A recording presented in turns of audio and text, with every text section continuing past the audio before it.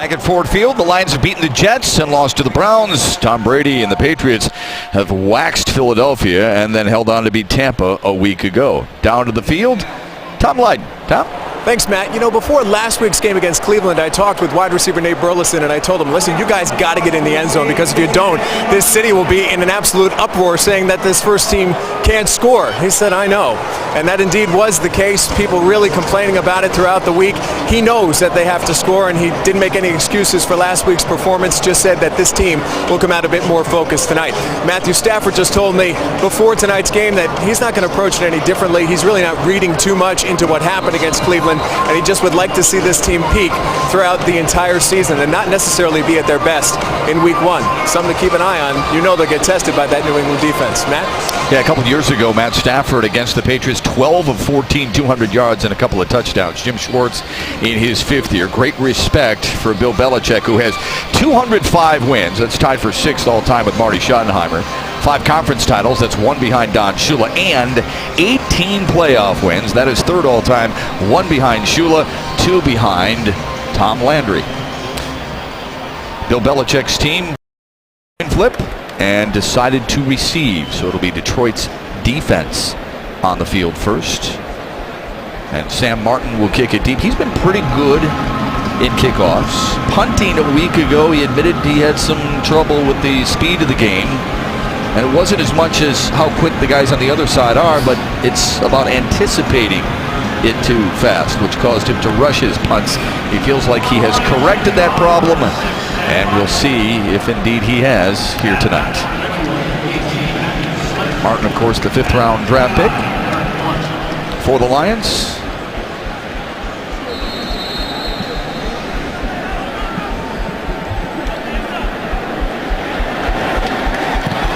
8th all-time preseason meeting underway between these two squads, and Martin kicks it all the way through the end zone. Tom Brady and the Patriots offense starts 1st and 10 from their 20. Tom Brady at least 1 touchdown in 48 straight games. That's second best among active quarterbacks to Drew Brees. He's also the only quarterback to throw at least 1 touchdown in every game for the past 3 seasons.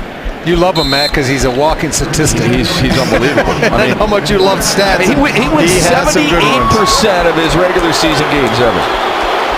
And he starts under center. This New England club, you may see as he checks off at the line of scrimmage, this New England club will run some hurry up tonight. They start on the ground, and there's nothing doing there with Ndamukong Suh, Ashley Palmer, Jason Jones, and the rest of that Lions defense, making sure it's a wall. And speaking of that defense, brought to you by Wallside Windows. We can do that. We are the factory. Those big fellas up front with Jones and Sue and Fairley and Ansah. Ashley Palmer, Rob talked about in our open, a guy who has now solidified himself along with Stephen Tulloch and DeAndre Levy. And Louis Delmas sees his first preseason action of the year on defense. Jim Schwartz says, we're not here to evaluate him as a player, but his health. Brady swings it out, and it's incomplete. Flag on the play. Good coverage by Levy for Stephen Ridley out of the backfield. Well, the Patriots come out and they run twin receivers to the left. Illegal hands to the face, defense number 98, 5-yard penalty, automatic first down. Scott Green, our referee, that's on Nick Fairley. Well, New England comes out and they run twin receivers to the left, and they're going to just try to clear the Lions out to the middle and then get Ridley into the back, into the flat, and get him the ball. Ball's thrown a little bit ahead of him. But hands to the face by Nick Fairley, and that's going to give the Patriots an automatic first down. Fairley was good last week against Cleveland. A tackle for loss and 3 wrap-ups overall. That infraction while working against Logan Mankins, one of the best guards in the NFL. And Detroit with another ability to trip up the runner and pushing and shoving. It shows the intensity that Detroit has for this one right here. We talked about Tom Brady leading this offense that was number 1 in total yards, number 1 in points per game, and their 67 touchdowns were the 4th most in a single season in NFL history. 2nd down and long for the Patriots, who went 12-4 a season ago. Brady, by the way, last week completed his first 11 passes against Tampa and made it look relatively easy as he checks off at the line of scrimmage. 5-step drop, lofting near side, and has a man in Lions territory for a first down and then some. Well, Darius Slay gets welcomed to the NFL by Tom Brady. Kembrell Tompkins, the wide receiver, is going to be split wide to left. Brady checks into a go route late when the Lions are up along the line of scrimmage, showing 9, showing that press coverage. He just went up over the top. Picks up 37 and then hits Tompkins again on a quick out pattern. You and I have talked about Darius Slay. We've talked to him during training camp and now practices. Now that camp is broken. It's a tough position to go from college to the pros. It is. And what happened to Darius on that play, we didn't get a real good look at it, but he lost his hand position on the chest of Tompkins and allowed Tompkins get to his high side. Now Ridley. Again, nothing doing. He splits free, but Stephen Tulloch wrapped him up. It's a little misleading. We talk about New England's passing attack, but Ridley last year, 1,263 yards, 4th best single season in franchise history. And he also had 12 touchdowns as Tulloch makes his 5th preseason tackle. Well, I was listening to your show yesterday. I think they ran for like 135, 136 yards a game. They the did. Patriots, everyone thinks of Tom Brady, but obviously he helps that running game with the balance he provides. They had the 7th best rushing attack a year ago. This is a 3rd down and 7. They're converting almost 50% in the preseason. Brady steps into a throw, has Julian Edelman. He beat Chris Houston and got the first down. Quarterback to former college quarterback at Kent State. Well, Edelman does a nice job. You're going to see him. We're going to watch him come in short motion, then he takes it up the field and goes back out. When you're Chris Houston, when you see that short motion come in, a lot of times you're going to see the crossing route where he's going to dip underneath the tight end and try to create a natural pick. But that time, kind of crossed him up and went back to the outside. Quickly on the ground, Shane Vereen, the 3rd-year pro out of California, up the middle. Lions defending the run pretty well so far. When they talk about scheming against a team, what does that mean for coaches? Well, it just means you look at what they do, Matt, what their tendencies are, and you counteract that with how you're going to call your defenses or your offensive plays. If they run a lot of cover 2, you're going to put in your passing game that's going to try to exploit that and find the holes in the coverage. Second flag of the night. Full start. Offense, number 7, 5-yard penalty. 2nd down.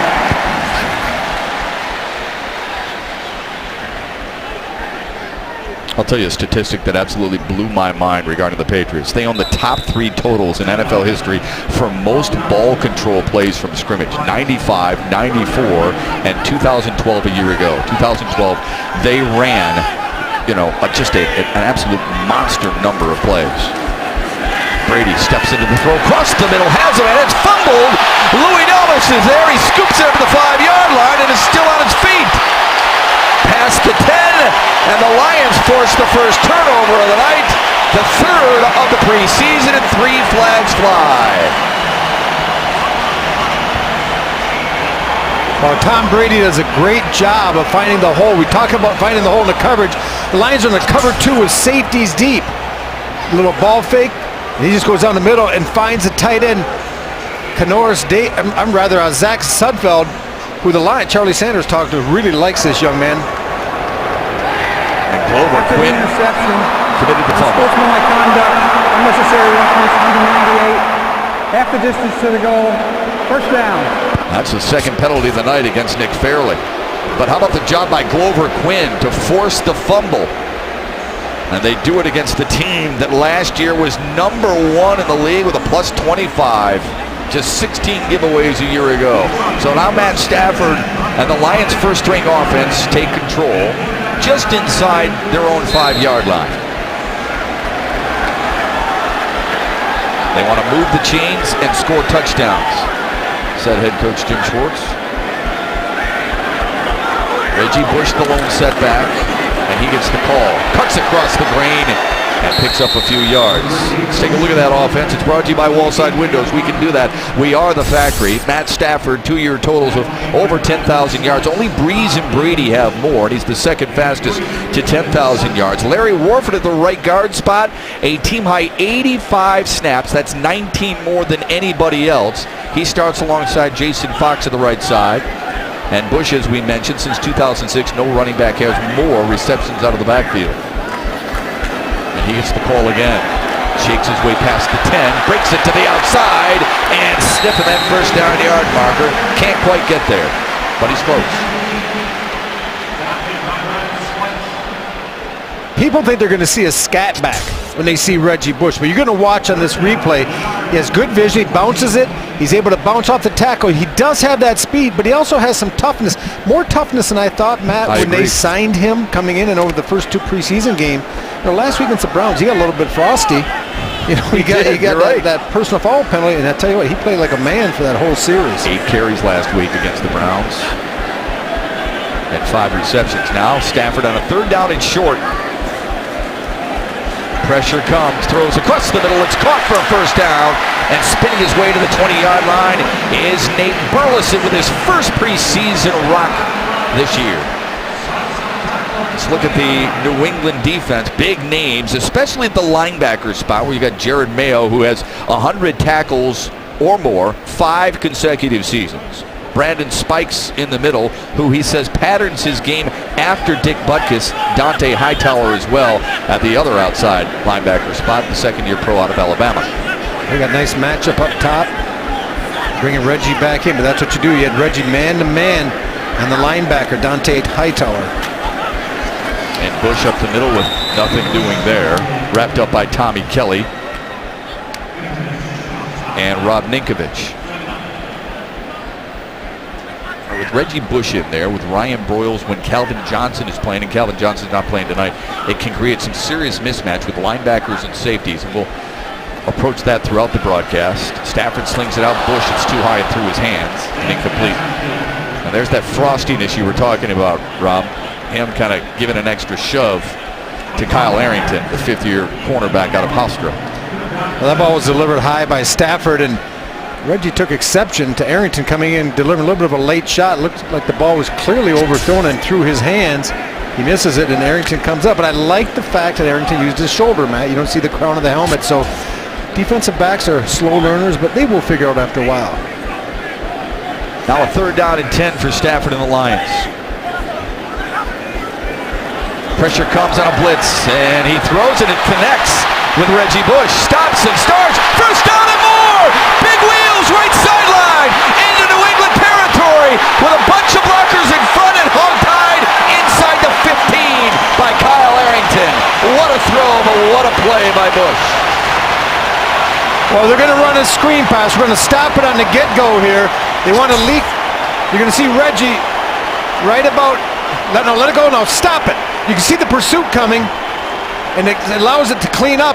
And the Lions kick the pursuit outside, Matt. He cuts it back inside. He just runs out of gas. Big play. 67 yards for the Detroit offense. Michael LaSure in to give Bush a breather. No, it's Joyke Bell.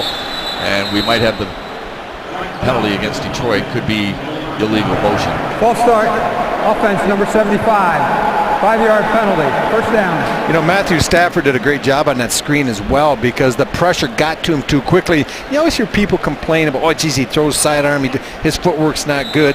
That, I think as a quarterback, you need to make all the throws. Over the top, from the side, almost underhand. That time, he was able to flick it out sideways, make a nice pass to Reggie, and Reggie did the rest. Key was he was very accurate. Now he'll throw again. Steps into the throw for the corner. Just through the hands. Intended there for Patrick Edwards. Well, this is what they like in Pat Edwards. He's got the quickness. He's able to beat the initial jam of Arrington, get up the field, and before the safety, Leon Washington can even get over the top. That ball was thrown on a rope by Stafford, about a foot or two too far. Stafford completed about 58% of his passes in the preseason so far. You'd like to see what he was at right around 64% a couple of years ago, 63.5 or so. They got to limit the drops too. That doesn't help your quarterback when your receivers are dropping a lot. Empty backfield for Stafford on a 2nd down and 15. Bunch receivers to the right. He looks that way. Throws across the middle. Has Matt Willis. Sniff in the end zone instead. He gets stuck at the 5-yard line. It'll be 3rd down and short. This is what you want. You want matchups. You're going to see in the slot, it's going to be a little bit to this side. Okay, let it go. You get Willis on the linebacker, boom, and he's just too quick for Spikes. He gets underneath them, and that's what we see Matt Willis do the entire preseason, make plays.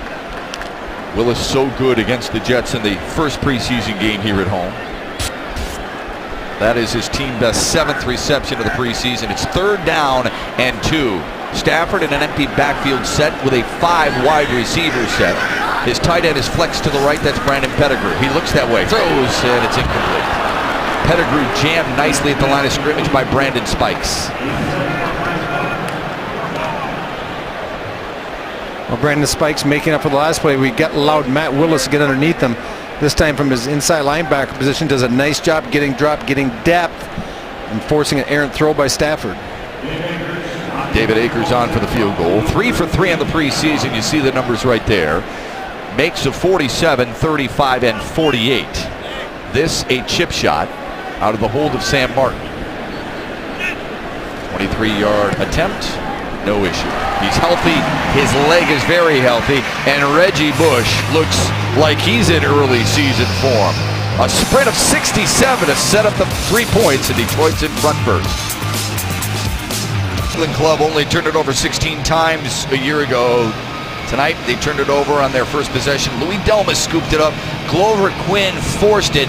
And 90 yards later, after 10 plays, Detroit cashes in with David Akers' 4th field goal of the preseason. Now, you want touchdowns. There's no question about that. But they did some good things on that drive, and you can live with some of those things. You just want to end up with 6 rather than 3. Yeah, a quick recap of this game. You want to limit a few of the penalties you got.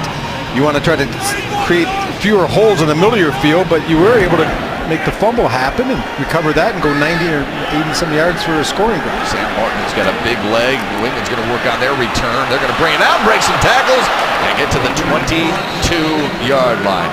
Nice return right there for New England's LeGarrette Blount. We'll be back. Nothing Lions, 7:08 to play here in the first quarter. Always intriguing when Jim Schwartz coaches against Bill Belichick, because it was Belichick who gave Schwartz his first opportunity in the National Football League. When Bill was the head coach of the Cleveland Browns, Jim was on the staff, and we asked Coach Schwartz what he tried to take away from his time with Belichick, and he said they experienced a lot of things in Cleveland.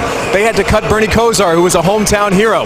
They went from being in the playoffs to being a team that had a losing record. He dealt with highs and he dealt with lows, and he tries to carry that with him every step of the way, Matt. Yeah, preparation is another thing. The ability to analyze talent, he thinks. He learned a lot of those things, not just offense, defense, and special teams, but how you prepare for practices and games, and little things like that sometimes we don't always take into account as the Patriots begin their second drive on the ground. We mentioned during their first drive that this is a team that last year averaged 136.5 yards per game. And the preseason, they're averaging 193 on the ground. Trips to the right for Brady on a 2nd down and 8. Looks right, throws right, caught, and then dragged down at the 29-yard line. Kendrell Tompkins.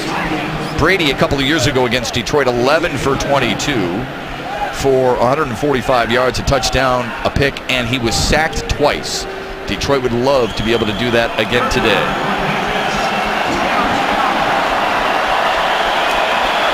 See his numbers from a year ago. Almost 5,000.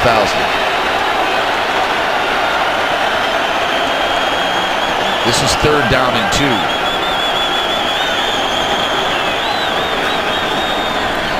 Pressure comes, a quick slant, and it's dropped by Tompkins. Well, Kendrell Thompson has been the go-to guy. But when you can apply some pressure on a quarterback, even a great one like Tom Brady, it makes his task much more difficult. He looks off to the right, he comes back. You see Willie Young coming in a little bit late. And Tom Brady, I don't care if you're a rookie or you're a 10-year guy. He throws you the ball in your hands. He gets angry if you don't catch it. He's a guy that prides himself on execution on his end, and expects it from his receivers as well. Charlie and Herman were talking about in the pregame. He is hungry, and he has that chip on his shoulder on a regular basis. As Detroit looks to take advantage now on the return.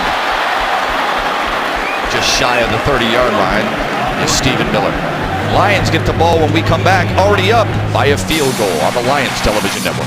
Back to Ford Field, and welcome all of our stations on the Lions Television Network carrying the preseason games this year. WXMI in Grand Rapids, NEM in Flint, Saginaw, and Bay City, SYM in Lansing, FQX in Cadillac and Traverse City, JMN in Marquette, and Fox Toledo in Ohio. Alongside Tom Lydon, Hall of Famer Charlie Sanders, Herman Moore, partner Rob Rubik, I'm Matt Shepard. third preseason game of the year. Detroit trying to get to 2-1 and hand New England its first exhibition setback. There are the drives from Matthew Stafford so far this preseason. Bush wrapped up immediately. Good read that time by the outside linebacker Rob Ninkovich, the 8th-year pro out of Purdue. Well, this play is designed to belly back towards you.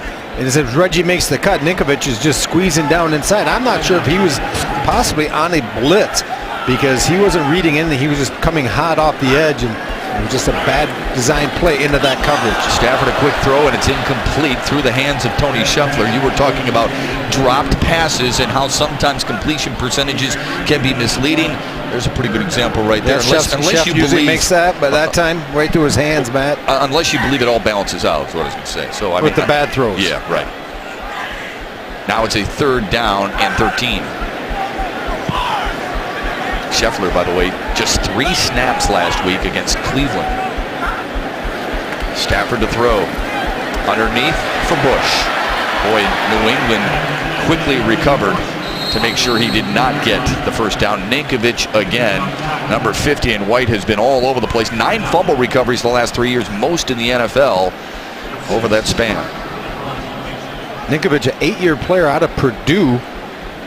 You know, and this one New England does, and Bill Belichick's had this ability to take no-name guys coming out of college, not high draft picks, just guys. Right. But he's able to put them in the right type of scheme to utilize their talents, and all of a sudden they become more than just a guy. They become a quality NFL football player. We saw that with Vrabel for years. No one ever heard of him until he went to New England, and then he just excelled. Really good punt by Sam Martin. Leon Washington inside the 10, and he runs into a train wreck at the 12-yard line. John Wenley, who led Detroit in special teams tackles a year ago, made the hit. He's up to the challenge so far. Hey, Lions fans, join the Detroit Lions and the Detroit Economic Club for the 17th annual kickoff luncheon on Wednesday at Ford Field. The program will feature a discussion panel that includes head coach Jim Schwartz and team president Tom Luan. Tickets are on sale now and can be purchased exclusively through the DEC website. That's econclub.org. Tom Brady back to work for the Patriots offense. And on the ground with some room to run and a flag on the play. Brandon Bolden, the 2nd-year pro out of Mississippi. Holding offense, number 76. Half the distance to the goal, first down. Sebastian Vollmer is going to get caught here, and we're going to look coming out of the end zone. Vollmer is the right tackle, and inside he's got a hold of Sue. Sue trying to come off, and as he tries to come off the block, Vollmer, he did a good job. He got into Sue, he got his hips into the hole, but as Sue pulled away, you got to let go. You can grab in the NFL as an offensive lineman, but as a defender tries to create space and get away, that's when you have to release him. His nickname is Seabass. And here's Bolden again, right side, lowers the shoulder, gets to the 12-yard line or so. Bolden, his grandfather, Frank Pitts, played 10 years in the NFL with Kansas City, Cleveland, and Oakland, and won a couple of Super Bowls. Well, Bolden kind of thick, 5'11", 220 pounds. Nice little belly play, cuts it to the weak side. And boy, Glover Quinn comes up tough, but I think he took more of that than Bolden did. 2nd down and 10. So he got the penalty back. Now Brady will throw. Dumps it underneath. Bolden on a screen. Fumble! And Detroit's got it again! It's Jason Jones inside the 5, and the Lions are knocking on the door thanks to their opportunistic defense.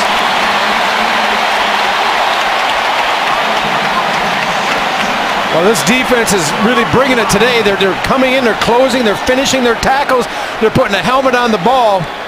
I think this is going to be maybe another personal foul penalty after the turnover. Jason Jones, the former Eastern Michigan Eagle. After the fumble recovery, late hit, number 99, Detroit, 15-yard penalty, first down. We're going to look at the play that New England's trying to set a little bit of a screen out to the right. Brady drops back. You see the lineman release, and Bolden has the ball, and up does a nice job as DeAndre Levy. He puts the helmet on the ball. Jason Jones is going to be the recipient of the recovery here. He's trying to get up, the big man. He's too excited. He starts stumbling and bumbling, and then 99, C.J. Mosley, C.J. Mosley comes in with the late shove. got to be a little more disciplined. You would have had the ball inside the 5, but now still with a short field, the line start. Third fumble recovery of the preseason for Detroit's defense, and now Stafford on a 1st and 10 at his own 19, or at the New England 19-yard line. Looking right, pressure comes, down he goes, and a flag on the play. Tommy Kelly on the sack. Stafford tried giving the play time to develop in the pocket, but the pocket was collapsing quickly. There was no foul on the play. 2nd down. So they pick up the flag. You see the pressure coming. Ninkovich, Tommy Kelly's getting the better that time of Larry Warford, the young offensive guard out of Kentucky. He was able to get Larry's shoulders turned. If you get that guard's shoulders turned, it creates a nice little lane. Now all of a sudden you can squeeze it down, get a little bit of leverage, and ultimately get the sack. Kind of steered him right into it, didn't he? Now Stafford will throw on 2nd down and 17 underneath Bush. Matched up with a linebacker, and then out of bounds at the 19-yard line. Got the sack yardage lost right back, and it'll be 3rd down and 10. You can see how valuable athletic linebackers can be for a defense. New England is able to drop their safeties and their corners deep and take all the downfield routes away from the Lions and forcing Matthew Stafford. He wants to go down the field. You can see him look, nothing there, so he just checks it down to Reggie Bush. And Brandon Spikes, beat earlier by Matt Willis, does a nice job against Reggie, forcing him outside. 206 receptions for Bush since entering the league. More than any other running back during that time. 3rd in touchdowns and 3rd in yardage, too, out of the backfield. Stafford sets up the screen. Bush has got it. Made a man miss. And another. Weaving his way right side. Lowering his shoulder inside the 15 to close to the 13-yard line. And you wonder if Detroit will go for it here or kick the field goal. Looks like David Akers is trotting out there for his 2nd attempt of the night. I'll tell you, Reggie still has a little bit of shake left in his tank. Lions take care of that pass. Another screen. I think this is the 3rd or 4th screen. Reggie decides to try to cut it back against the grain. The problem in the NFL is there's just so many guys in that defense that can run, and even if you juke a couple like he did, the pursuit sooner or later catches up to you. They'll mark it to the 21, a 31-yard field goal attempt, and Akers missed it. He missed it wide right, just about a football width outside the right upward. And it's 3-0 Lions. Back here at Ford Field, Bill Bentley out now with the first-team defense. And if anyone ever needed a good game, it might be Bill Bentley. After a couple of subpar performances to start the preseason, he could use a little confidence booster here tonight against New England. Brady in a 3-step drop. Pressure comes, slant, caught. A juggling grab made there by Aaron Dobson to move the chains. And New England ran a natural pick this time. They're going to bring Edelman across in motion, and this allows Dobson to get inside. You see, Edelman is all man coverage. Anytime you're locking up man on the defense of the quarterback sees it like Tom Brady, he's going to check into some crossing routes. Good slip screen here. And past the 45-yard line. Yeah, let's pay attention. Sorry, Matt, but let's pay attention to the rhythm Tom Brady's going to create in this drive. You know, right now he's not very happy with his offense. Some drop balls, some penalties, some turnovers. He wants to try to get something positive, and you're going to see a lot of fluid rhythm and some urgency to this drive by New England. And we told folks that they will incorporate this hurry-up offense. They run it to near perfection during the regular season. Why not practice it here tonight on the ground? Good hit by Stephen Tulloch. Boy, he really made good penetration and knocked the runner off his pins to limit the gain. The runner there, number 34, Shane Vereen. Well, not a lot of the Honolulu Blue and Silver have played well this preseason, but 55 has. In his limited time, he has been a factor. We've been calling his name. He is a solid NFL linebacker. No doubt. He said after the game against Cleveland, he said, look, the linebackers were as solid as they could be, but even he admitted that things must improve. They're hoping they continue to improve in the second quarter. The defense done a pretty good job. They forced a couple of turnovers, but Detroit only has a field goal to show for it. The second quarter begins when we return to downtown Detroit on the Lions Television Network after this. Lead. A lot of Lions fans, though they are Lions fans, are excited to see Tom Brady play in person today. And Tom made a point this morning of going to Ann Arbor and paying a visit to his alma mater.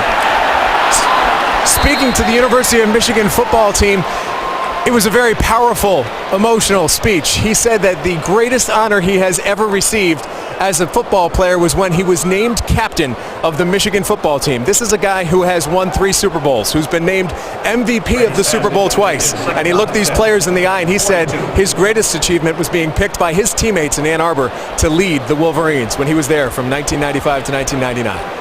First time he went back to Ann Arbor since 2007, and he also said, Tom, every man in this room is counting on you. Every player that's ever worn that winged helmet is counting on you because you're the lucky ones to play for Michigan. It was inspiring, and a lot of people loved it. There's a pickoff that everybody in a Lions fan would love. Chris Houston with the interception.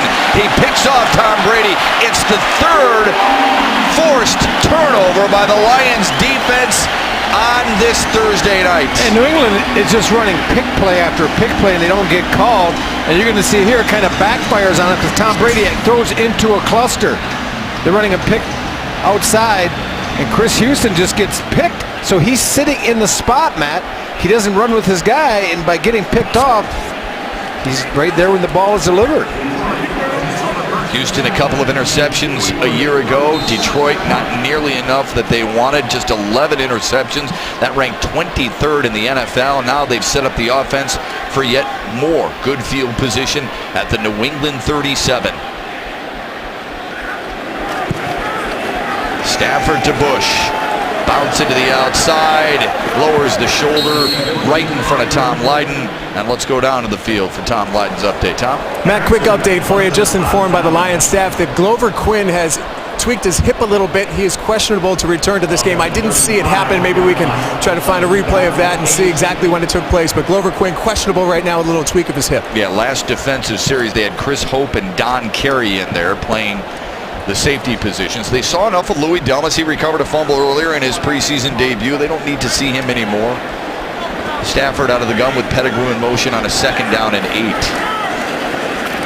Rolls, throws, Pettigrew's got it. First down and more inside the 25-yard line. Big pickup there. Dante Hightower dragged him down. Well, it is imperative that the Lions get big number 87 on the tracks this year, rolling downfield. This is just a little bit of a submarine pass. Pettigrew comes to the left, all the way behind. But I like how he gets north and south, shows a little bit of burst. Looks in very good shape this year. Always been known as a solid blocking tight end. Yes. His hands have come into question throughout his career. And if you watch him in practice, you just can't figure out why, because he's so talented. But I always think it's been a little bit of a confidence issue with Brandon. 59 catches a year ago. That one moves the chains. And Detroit, with Stafford at the helm, throws to Bush. Bush inside the 20, boys. He's slippery or what? Down inside the 10-yard line. He's liking this too. He likes the way the Lions are using him in the running game, in the passing game. He feels involved in this offense. And you're seeing that old burst that he showed back in the days at SC. He's going to leak out into the right. Matthew looks down the field just to hold the corners and the safeties back and gives Reggie a little bit of space. And he beat a good corner. I mean, Aqib Talib is a good corner, and he beat him. Now, touchdown, Scheffler!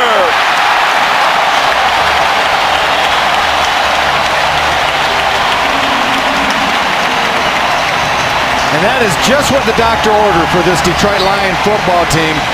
It's gone really to how Jim Schwartz would have wanted it scripted with the turnovers. They haven't converted any touchdowns until now. Tony Scheffler getting down and seeing big number 85 out of Chelsea, Michigan, and Western Michigan University. Stretches out. Matthew Stafford throws it on the string, and Lions get 6 and trying to make it 7. Akers on for the extra point. Don Muehlbach, one of the best long snappers in the business. Sam Martin with the hold.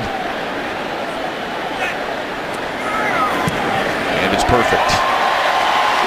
So Detroit takes advantage of the Chris Houston interception. Stafford with his first touchdown throw of the preseason.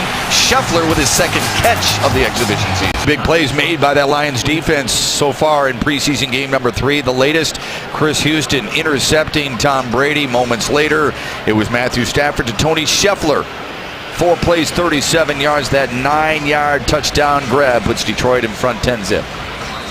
That's 3 short fields the Lions have had to work with, and they come away with 10 points. But missed David Akers' field goal, left 3 out there, but it's nice to see him convert. And I know the people here tonight are breathing a sigh of relief.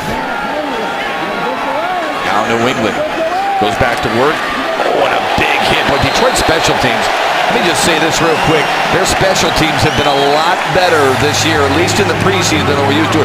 Montel Owens making a bid to make this club.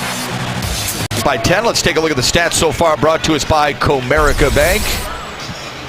Well, the most important stat you're going to see are the turnovers. Lions would cause 3 Patriot turnovers. Time of possession, like we always say, Matt, doesn't really matter.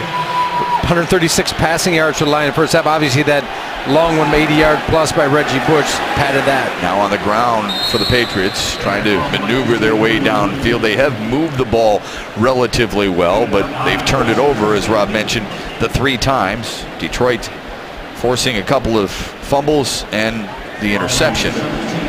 There's their 4 possessions. 1 3-and-out as well.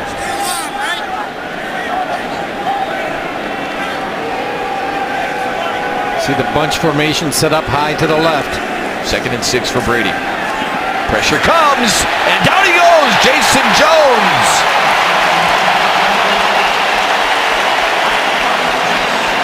Well, the Southfield High product, Jason Jones, Lathrop, from Eastern Michigan University, left side of your screen. He gets up the field, and he beats Volmers. And he gets the sack. Tom Brady nowhere to go. He feels the pressure initially inside. He gets a little bit of happy feet.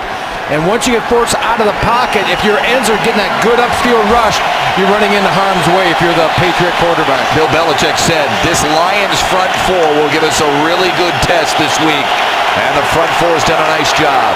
Watch a screen. 3rd down and 15. He said it's an inside get fumble again. Are you kidding me? Cough up city for the Patriots all night long, and the Lions have it again.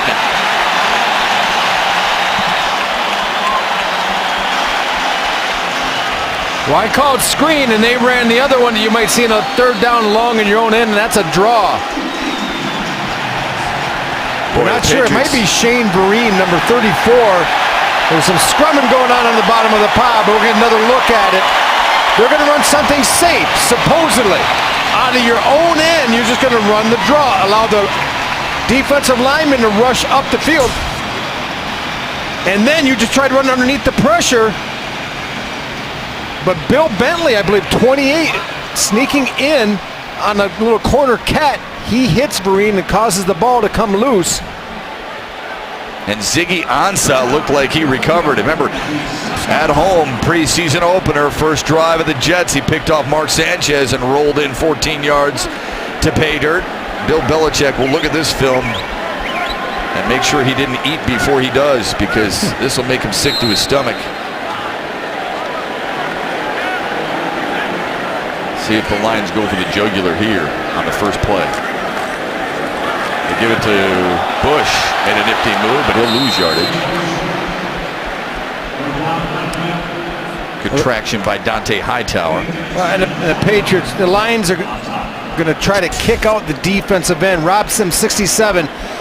And is that Ninkovich again? I tell you, 50's got game. Yeah, he does. He put his man pants on here tonight because he has been in the Lions' backfield. And what he did was he was able to get under the trap block by Rob Sims, defeat it, and then work, or actually over it, and come back underneath, sink under it, and make the play and force Reggie to get outside, allow the rest of the defense to rally and make the tackle. Ninkovich, originally a tight end at Purdue. Now Stafford throws for the corner, and it's incomplete. Crowd wanted a penalty. Edwards fell down, and now it's 3rd down. Well, the Lions, and Lions have Kelvin Johnson in place, but they're looking for someone else in the receiving corps to step up and separate themselves. So, you have Nate Burleson looks tentative like he's going to be your slot receiver, and Ryan Burrows, but with Matt Willis and also Terrence Austin, you need someone to say, hey, I'm the guy. They can't cover me. Patrick Edwards. Make someone get open. Make someone miss. We really haven't seen Ryan Broyles in the preseason.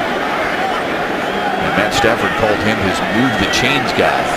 They need to find the end zone here. Stafford with time, now rolls, directing traffic, throwing, and behind Bush and incomplete. I'm not sure Reggie's going to make it in the end zone if he catches that. Matthew rolling hard to his right. Reggie is just working with his quarterback in the scramble drill. As Stafford rolls out, you can see Reggie come from the left side of your screen. He's just working to get open, releases from the linebacker, and it would have been close. I think the Patriots would have stopped him short.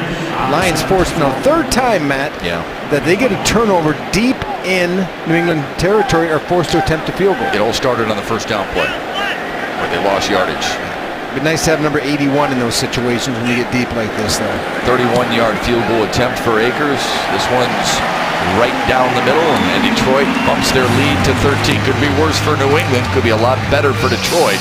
They'll take it, though, with 10:40 to go in the half. Here's tonight's game summary brought to you by the Ford Motor Company. Things started well for the Lions early on as Glover Quinn's going to come up with a big hit, forcing the fumble, which leads to a David Akers field goal. And then Matthew Stafford finds Reggie Bush up on this big screen play. A nice cutback against the grain by Reggie. And then he shows a little bit of the speed that they knew coming out of USC that he had. He just ran out of gas late. And then Brady is going to throw the interception to Chris Houston, who's sitting right down. And that's going to set up the touchdown pass that Tony Sheffield, who stretches out, makes a nice play for the Lions. And they build a 13-0 lead here with 10:40 remaining in the second quarter. Now, we talked about 2 years ago when Brady came in here and turned it over on an interception. He's thrown one pick here tonight. But more concerning for the Patriots is putting the ball on the ground as often as they have. Now Brady remains out there. Sam Martin getting away from Tom Brady for a second. Lions kicker showing a big leg shift. That time 3 yards out of the end zone. That ball landed. And what an asset he will be, because you don't have, some teams with they have the accurate older field goal kickers, but then they have to bring in a big leg to kick off. Well, he's going to fill that need. Then all of a sudden, opens up a roster spot. Really good stat on how good a field position Detroit has had. Here's Brady and a deep drop. Has time. Oh, and he's hit from behind. It's a jump ball and incomplete. I like the wherewithal of Stephen Tulloch. You're going to see this ball, play action pass. Brady sets up. Some backside pressure. Wow, Willie Young really coming hard. He hits Brady. He takes his man into Tom Brady. It's Jake Ballard, the backup tight end. And disrupts the throw, and then when it goes in the air, I like what Stephen Tulloch did. He pushed the receiver in the back, because once the ball is tipped or deflected, there's no pass interference. Willie Young's had a nice preseason so far and a good camp. Brady out of the gun. Pressure comes again. Pocket collapsing, throws across the middle, and a sliding grab at the 39-yard line. That's what happens when you give that man that much time. They move the chains yet again with another completion to Aaron Dobson. Well, and there's just no panic in number 12. When you've played 14 years in this league and have accomplished what Tom Brady has, you've seen it all. He steps up, he steps over, he finds the open receiver, Hopkins that time, and that's what you like, the poise that a veteran quarterback gives you. Hard to believe he was the 7th quarterback taken in 2000, wasn't it? It's amazing. You still look back at it. Well, Pennington, Carmazzi, Redmond, T. Martin, Mark Bolger, Spurgeon Wynn, all taken ahead of Tom Brady. Well, the Lions wouldn't have got him because Charlie Sanders, we were talking to at the Venison Cookout, which Duke set down from the UP to us this week. Charlie Sanders saying his feet were too big. I said, how come you? Charlie said his feet were too big. He said he can't move. Charlie said, I missed on that one. He goes, but so did 30 other teams. Multiple times. Yeah. 2nd down and 6. Brady and a quick curl around. It's caught by Dobson again at midfield. And another first down for New England. Those first downs, they had 444 a year ago. That's a single season NFL record. Well, Darius Slay's going to be left on the island a little bit. Dobson just running a hard curl. And you see Slay slips a little bit on his footing on his break. You got to get the weight over your feet. Easy for me to say, tougher to do down there. Jim Schwartz said Darius Slay needs to take a jump this week because he's been given a really good opportunity. 1st and 10 for the Patriots. Lions show blitz, and now Brady checks out of the play.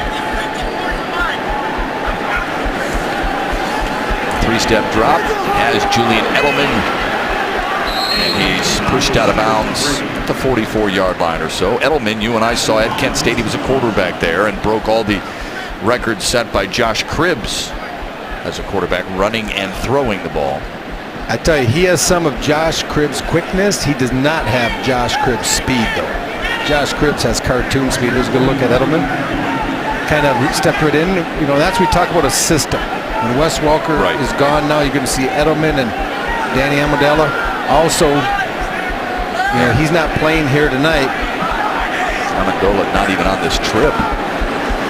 Brady, right side, has a man inside the 20-yard line. Beautiful throw. Kimbrel Tompkins watched it all the way in, and it's put New England in great shape. And you could see that one coming. You're going to see Tompkins. It all starts in the beginning with the release, and you can see he just left Chris Houston. Houston showed some good closing speed, but if you can't get your hands on the receiver, and Tompkins just showed unbelievable quickness there, and you win. Receivers get open in the first 2 yards. People think it's all the way down the field. If you can beat that jam, you got an opportunity to make the catch. High formation behind. Oh, and Jason Jones came crashing in from his defensive end position to make the tackle, and he's really stepped his game up tonight. Big number 91 coming in. He just comes down flat, and that's what you want to see. He works up the field initially, and then he flattens out. But he's under control, Matt, so if they do try to pull the ball and boot it, he's able to work back up the field. Nice play. Just railed on Stephen Ridley, who had 100 yards or more 4 times a year ago from New England. It's a loss of 2 at 2nd and 12. Brady stands tall and a curl route complete to Edelman right in front of Palmer and Tulloch at the 13-yard line or so.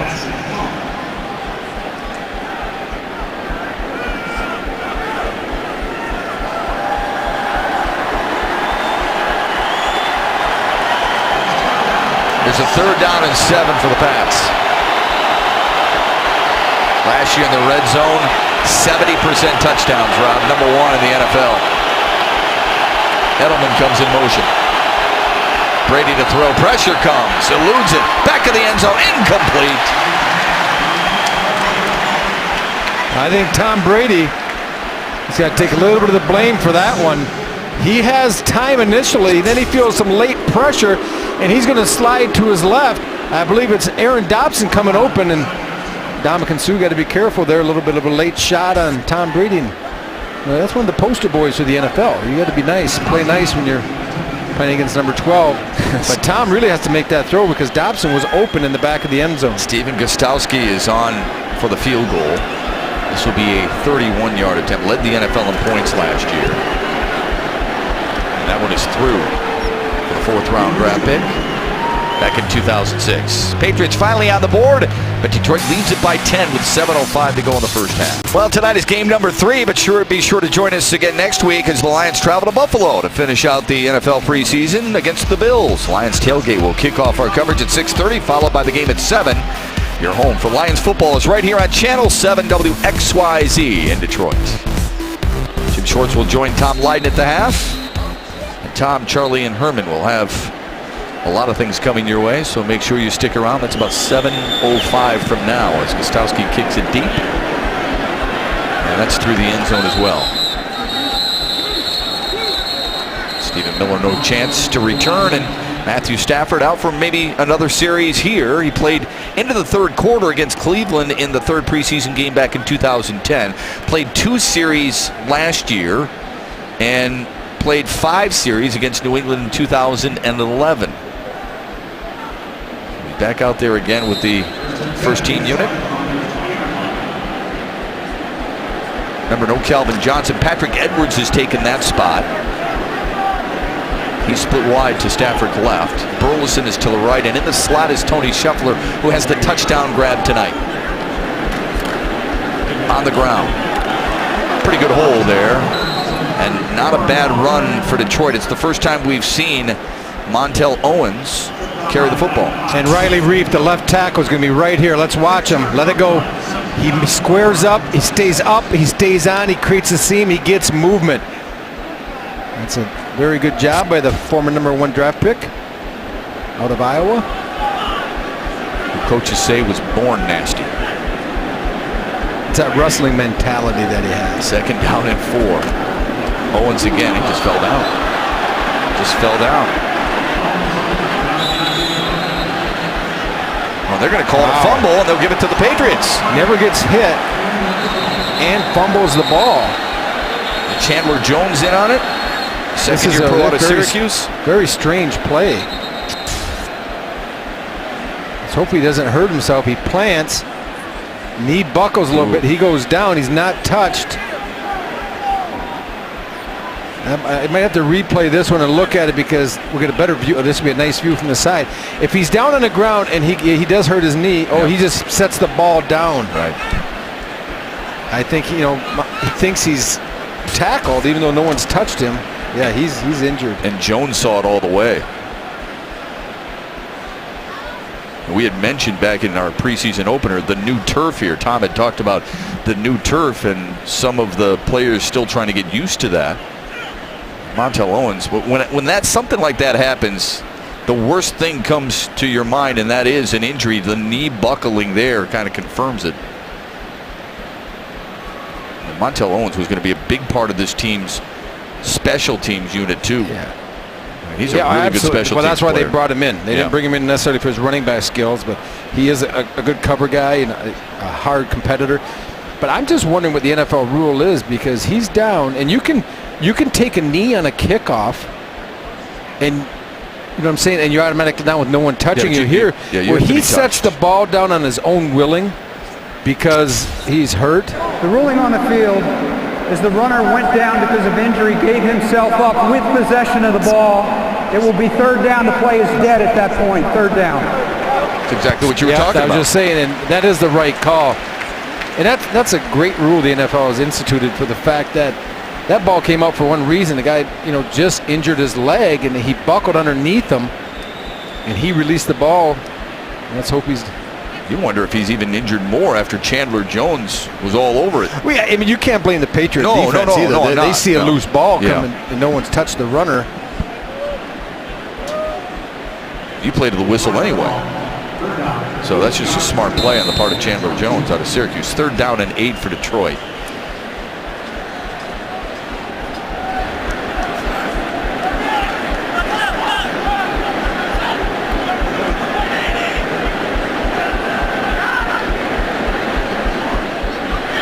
Stafford checks off.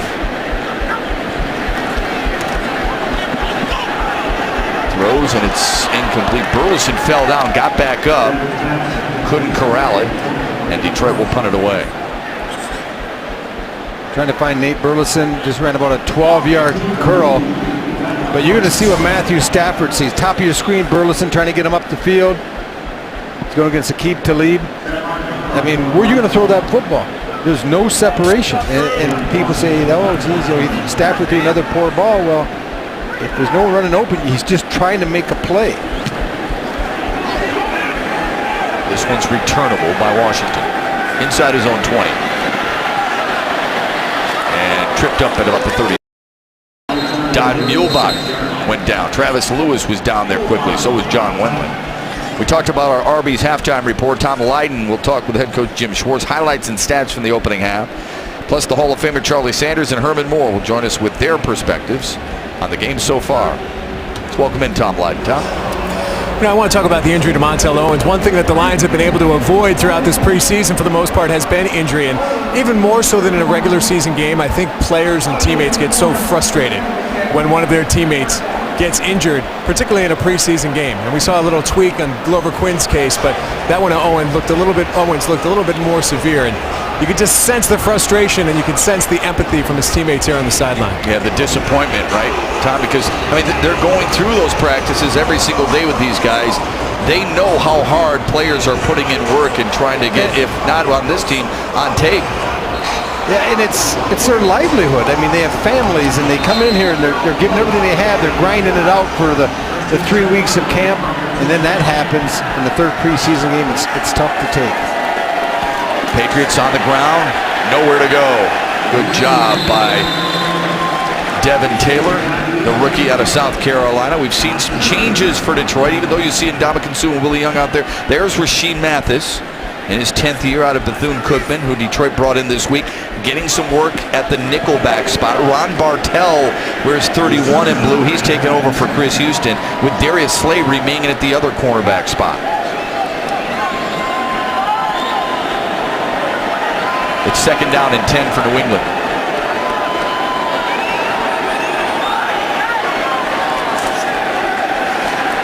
Brady pulls it down. Now throws incomplete. Boy, that's close intentional grounding. And a good read by Ndamukong Suh, who was pretty close to a pickoff there. Yeah, that's intent. That's going to be unless they had a personal foul. Personal foul, taunting, number 79. That's just a terrible penalty. It is. Absolutely inexcusable, terrible. I'll tell you what, if you're on a high school, college team, I'd take you out back and start running you right now. Yeah. You make a good play, you get pressure, the play is done. I mean, who are you taunting? Oh, man, you just can't. In the NFL, that's Tom Brady, Willie Allen. Come on. I don't know what you're trying to prove. Come on. In the NFL, put it in. There's no more extreme celebrating after scores. There's no more taunting, no more pointing at people's faces. Exactly what Willie Young just did. You make a good play and move on. Brady on play action. Down he goes! Ripped down by Jason Jones, who's had a whale of a football game in just one half a play. And the reason that taunting was instituted is it's starting to get too many guys making a play, which is I thought was their job, and getting each other's face. So now it's going to speed the game up, less pushing and shoving. And Jason Jones shows a strength. He just gets about 2 fingers on Tom Brady's jersey, and those big feet that Charlie Sanders talked about tripped him up a little bit. Well, Jason Jones has looked really impressive tonight, hasn't he? On the ground. That might be the biggest compliment you can get. You're staring at a 2nd down and 20. You're not going to try to pick it all up. You're going to try to go on the ground because that defensive line has owned your offensive line.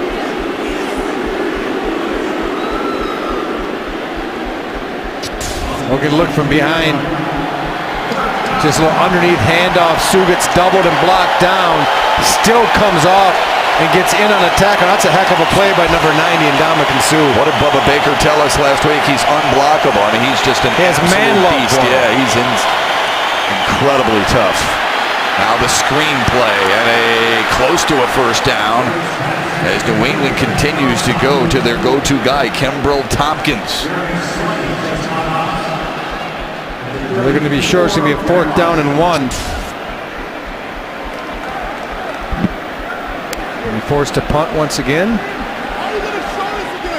I believe the 2nd time in the game was Zoltan Mesko, the former Michigan Wolverine. Yeah, got a neat story on him. Well, he's from Romania. His family lived in poverty. His father won a U.S. permanent resident card in the Diversity Immigrant Visa Lottery in '97. 20 million people applied. There were 55,000 winners, and his father was one of them. That's how he came to America. It's an amazing story. Left-footed punter.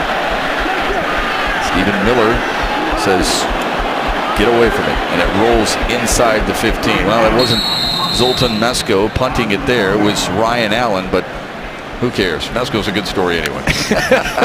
It is. Mesko's 14. Oh, you told.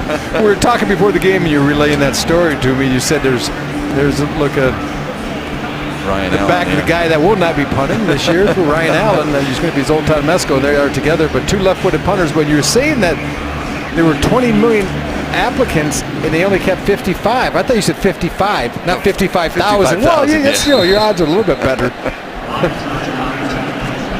I'm like, boy, we're pretty stingy with those. I think 20 million, you're going to give up 55. Stafford with another series here with 3.5 left in the opening half. There's his numbers so far on the night. Good play action, rolling, throwing, and short arming to Scheffler. I'm not sure what happened. That ball was deflected. It slipped out of Matthews' hand. And Stafford, I think it might have been, he signaled it might have been tipped. He wanted to get Pettigrew. Another look here as the ball comes out.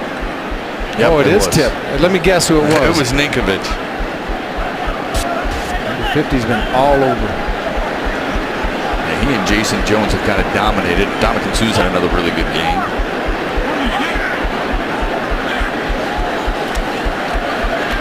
Stafford has time, lofting and incomplete, intended for Patrick Edwards.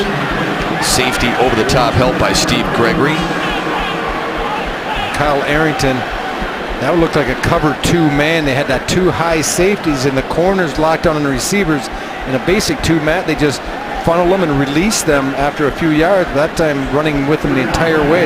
Gregory's an interesting story. His father and stepmom are New York City police officers, both on duty at 9/11. He took the test to enter the police academy, passed it, but found out on the same day he got a call from the Chargers to offer him a free agent rookie contract. Stafford on 3rd down and 10, across the middle and incomplete. Wanted to find Scheffler. Instead, it finds the turf, and Detroit will punt it away. And Sheff did have a little bit of separation. He was being mugged early on, and Stafford missed that one. I mean, you got to find him. He's open. Like about 3-4 yards before he got to the safety. Tony Scheffler 1-to-1-on-1 battle that time and created a little bit of separation, which I talked about the Lions receivers were not getting, and they were still unable to execute. Did not use a lot of the clock either. Leon Washington, good coverage. John Wendling, another play made on special teams, his 3rd tackle on the night. Well, some guys just know their role, and he's about as good as it gets in knowing his. He's lasted 7 years in the NFL with very suspect cover skills from the safety position. But when you can come down with this type of speed, yet get yourself under control, even with the change of direction, he has enough wherewithal to get his arm out and trip up the return man. Good play by Good guy Wendling. too. Yeah, You sure talk is. to John, he's always accessible, hard-nosed kid that has really carved out a nice career for himself. Had a son 5 months ago named Gage. Brady on a throw and a completion to Washington, and he gets a 1st down and slithers to the 46-yard line of Detroit. Sheen Mathis hit on the tackle there. Lions slow to get up in the backfield. It was nice to see number 77, Israel Donajee, in the game. And that's Ziggy Ansah. Yeah. You don't want to see that. Important to your pass rush, important to your defensive line play. Well, Ziggy's going to be at the top of your screen coming off the edge. Really gets a nice pass rush, and as he's going by, he gets leg whip pushed into. Man, there's a lot of dominoes going on in that backfield here as you look. He's going through, and then Israel pushes his guy, Volmers, into the back of Ziggy's legs. More like a leg whip than anything, and he hops up. I think the Lions and Martin Mayhew and the personnel department did an unbelievable job at the defensive end position. It was such a concern. When you lose 3 of your top 4, you lose Lawrence Jackson and Kyle Vanden Bosch. Yeah, Corey Williams and inside. Cliff Averill. You lose yeah. all those guys, and yet you can go out and sign players like the Jason Jones and Israel Donajees and bring them in and be effective. And it looks like this pass rush will be effective this year. And you've got Devin Taylor, who they drafted. Another good-looking rookie for this club who's played well so far. Brady on a throw and incomplete. Intended there for Kembrell Tompkins. But too much time for a Hall of Famer, future Hall of Famer like Tom Brady to have in that pocket. And Tompkins was able to get a little bit of separation. That ball needs to be caught. Brady last year over 4,000 yards for the 5th time in his career. Only Peyton Manning 12, Drew Brees 7, Dan Marino and Brett Favre 6 each have more. Brady throws there and it's incomplete. Good coverage by Travis Lewis and a little help from Sheen Mathis. So it'll bring up a 3rd down and 10 situation for the Patriots. You're not going there on the receiver, Shep?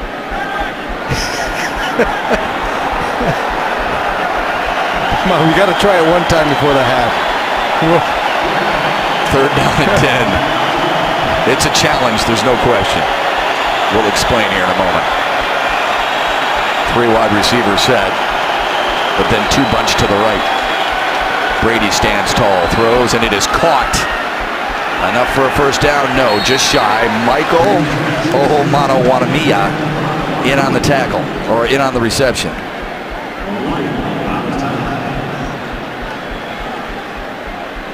Yeah, Michael did a nice job. Let's just keep he it tucked Michael. it in and turned it up the field. Yeah, well, that's one heck of a name, isn't it?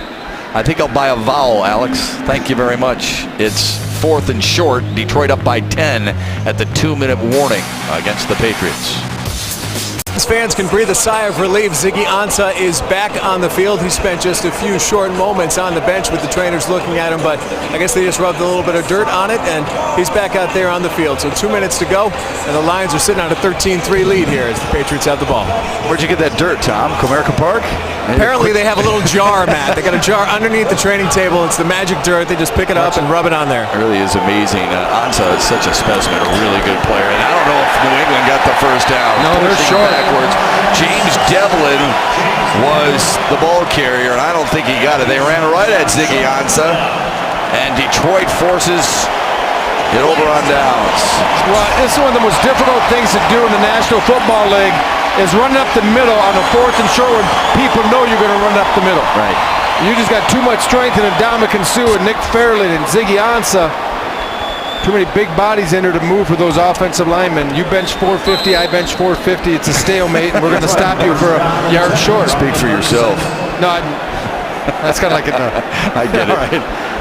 I'm there like 400. Are you surprised that Stafford remains in the game? No, he needs to work. I mean, this offense has not clicked. It's looked a little bit better here today than it has in the first 2 preseason games. Across the middle, and it's caught by Pettigrew. And it's a good chance to work on the 2-minute drill, Matt, with 1:45 and counting. This is something that you get an opportunity very rarely to do. Practice, you can't simulate this type of environment. 2nd down and 4 now for Stafford. Right side intended for Burleson. Aqib Talib in on the coverage, the 6-year pro out of Kansas. 4 yards to go. The Lions have got to find some bodies out there who can create some separation. I mean, their receivers, I don't know if it's a scheme thing or what, but there's just, I'm watching here in real time, and there's just no free blue shirts. There's another play. And there's a flag, too, this time. Sheffer's getting mugged the entire way that time. Logan Ryan was on the coverage. Either get it for maybe legal contact or pass interference. Offense, number 85. Oh, is declined. 4th down. Wow, that's a tough call as a former tight end. I'm going to tell you, you get grabbed and tugged on all the time, and you use your hands back. And let's see if he uses right here in the middle. He goes head down. He hits into the receiver. I don't know why. He's in the 5-yard chuck area. Yeah, I don't see that. You're allowed to push off the receiver when the ball is not in the air, and that's what Tony did. That's a tough call. They're allowed to come up and clamp and bang you all the time. Martin with a really good-looking punt. Washington let it go behind him. It rolls just inside the cone or just outside it. Just outside at the 1-yard line. Sam Martin with his best punt of the preseason. Well, the Lions still with 3 timeouts here. Make it another opportunity to run a 2-minute drill. You can force the Patriots into a 3 and out. But watch the sideways hop. Great hang time. That young man's having a day, kicking the ball through the end zone. Boy, what a great shot by our camera. He had a 59-yard punt earlier. He needed a bounce-back game because he struggled last week in Cleveland. Yeah, and he admitted as much. Cornerbacks, you got to play pass first in this situation. Don't get caught thinking it's an automatic run. Bunch to the right. It is a run. And there's not a whole lot of room in which to roam. They give him 1. Ndamukong Suh at the bottom of that pile. And a timeout for the Lions. I think Ndamukong Suh's had a really... I thought last year he was really good. People have to understand, 8 sacks by the 4th-year pro out of Nebraska, 2nd amongst defensive tackles. 8 sacks shy now of the franchise record for a defensive tackle. I just think because of what he did his rookie campaign, everybody expected that on a yearly basis, and it's really not realistic for a his DT. Personality, in his off-the-field or on-the-field antics and penalties and so forth, I think it kind of forces the bar higher almost because you become almost a bigger-than-life figure. Yeah. And it's really tough to maintain that status and that type of performance. But you said, if you watch the film and his production, it was very, very good last year. Brady again to the ground, breaking a tackle and getting past the 5 to the 6-yard line. Just to put a bow on Ndamukong Suh, since 2010, most sacks and most tackles for loss by a defensive tackle. So that'll tell you how productive he's been. You know, and this is a look how the revamped defensive line for the Lions. Cliff Abram now a Seattle Seahawk. Kyle Vandenbosch, another defensive end, is gone. Corey Williams as well. Corey Williams' knee bothered him so much. I mean, Detroit was really hoping to bring him back, but the knee issue that he had, They also, you might forget, they lost backup Sammy Hill inside and outside Lawrence Jackson. That's right. So that's 5 of your top, 9 defensive linemen are gone. But it's still the strength of this defense, without question. And Sue hemmed him in again and helped make the tackle. Travis Lewis came up. Ashley Palmer came up. And the Lions defense stiffens. He's playing big time today. Dominican Sue is making plays inside. We're not giving him false love here. He is getting penetration. He's breaking down. He's throwing the linemen around. And he is forcing the running backs to change their direction. You see the penetration inside, and he falls back and gets in on it. Along with, who's that, Travis Lewis in the game, number 50. But number 90, the young man out of Nebraska, that we talked at length this training camp about his leadership role is changing with his team, that he wants to be known as a leader, as a captain. It was a really good interview by Tom Lydon in our pregame show. If people had a chance to watch it, great. If not, go to DetroitLions.com. You can see the entire interview. Very revealing on what Ndamukong Suh is hoping for this year and what he's had to deal with. This time it's Mesko punting. Miller on the run. And he's surrounded by Patriots. People say that's a 2-yard return. That probably saved him 15 to 20 yards of field position, because if Stephen Miller doesn't grab that, it was a little risky. That ball is going to roll another 15 yards, but instead, he's able to get about a 2-yard return, and he gets smucked in the very end. But that ball is flying. That's going to go down to about the 30-yard line, and he gets hit with a little guy out of Appalachian State. Hangs onto the football, gives the Lions a really good opportunity to get some more points here with 50 seconds remaining in the half. No timeouts left for Stafford and the Lions, though. Up by 10. They have forced 3 turnovers. Stafford to throw, finds Pettigrew. Made a nice move to get a first down. Good change of direction. You're running an out route. When you catch it, you spin back against the flow of the defense. You go back to the inside. Well thrown ball, well executed, but still 5-yard pass. I see something getting more vertical. Asking you shall receive, but again, no separation. There's a flag, though. Burleson working against Talib. Illegal contact, number 31, defense, 5-yard penalty, first down.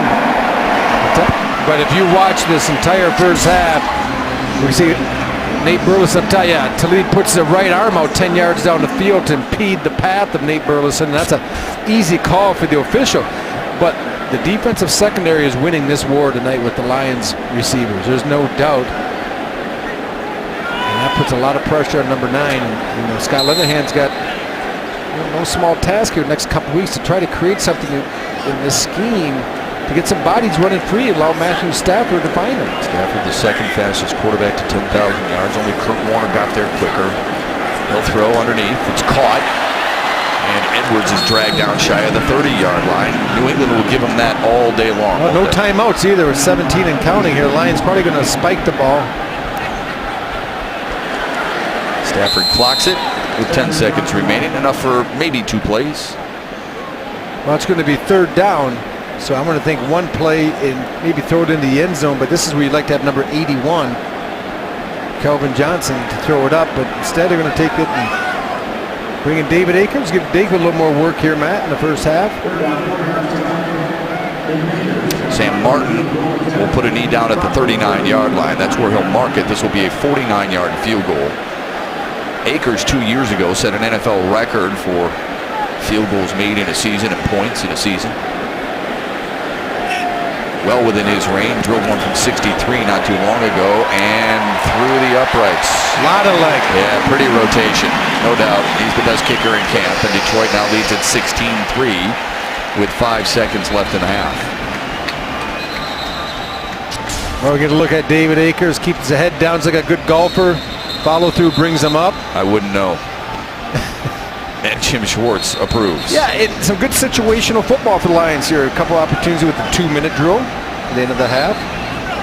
Able to get 20 yards on the last drive only, but it allowed you, it's a big 20 yards because it puts you in the field goal range and you get 3 points. You know, it's interesting, we talk about pressure, and every pro athlete has pressure in every single market, but here in Detroit, there's a lot of different athletes. Jimmy Howard with the Red Wings, Matt Stafford with the Lions.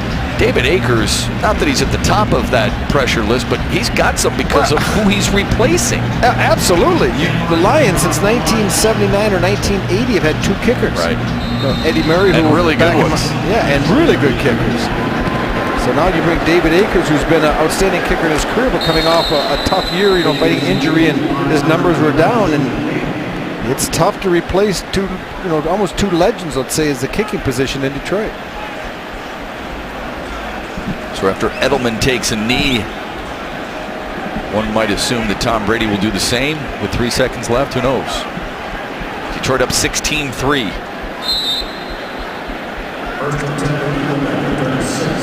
Bill Belichick, the first head coach with 500-point seasons 4 times. But tonight, his offense just 3 points. And it's Detroit's defense, the story of this first half here in preseason game number 3. I got a feeling Coach Schwartz is going to tell our Tom Lydon that he liked the turnovers, but he obviously liked to get some more points to show for the effort of the defense. Wouldn't surprise me at all. Last week he was very short and succinct after a very poor first half. His defense much better tonight. You want to force turnovers, and they have been able to do just that. 3 in the opening half here. Tom Lydon is with the head coach right now. Tom? What a difference a week makes, Coach. A lot of good things in that first half. What impressed you most? Well, good things, but still we need to be able to convert more. I mean, it's 16-13 or 16-3. Defense has done a good job getting turnovers, but we still can play a lot better than that. Is there one guy who stood out to you and impressed you in the first half? I don't know. How about Jason Jones? He's done a nice job. Our defensive line's rushed the passer very well. Got to do a better job in our press coverage. We gave up a couple plays down the field. All right, thanks for a quick minute. Good luck in the second half. Those are the thoughts of the head coach, Jim Schwartz. Matt, back up to you. All right, Tom, good stuff. 16-3, Lions in front.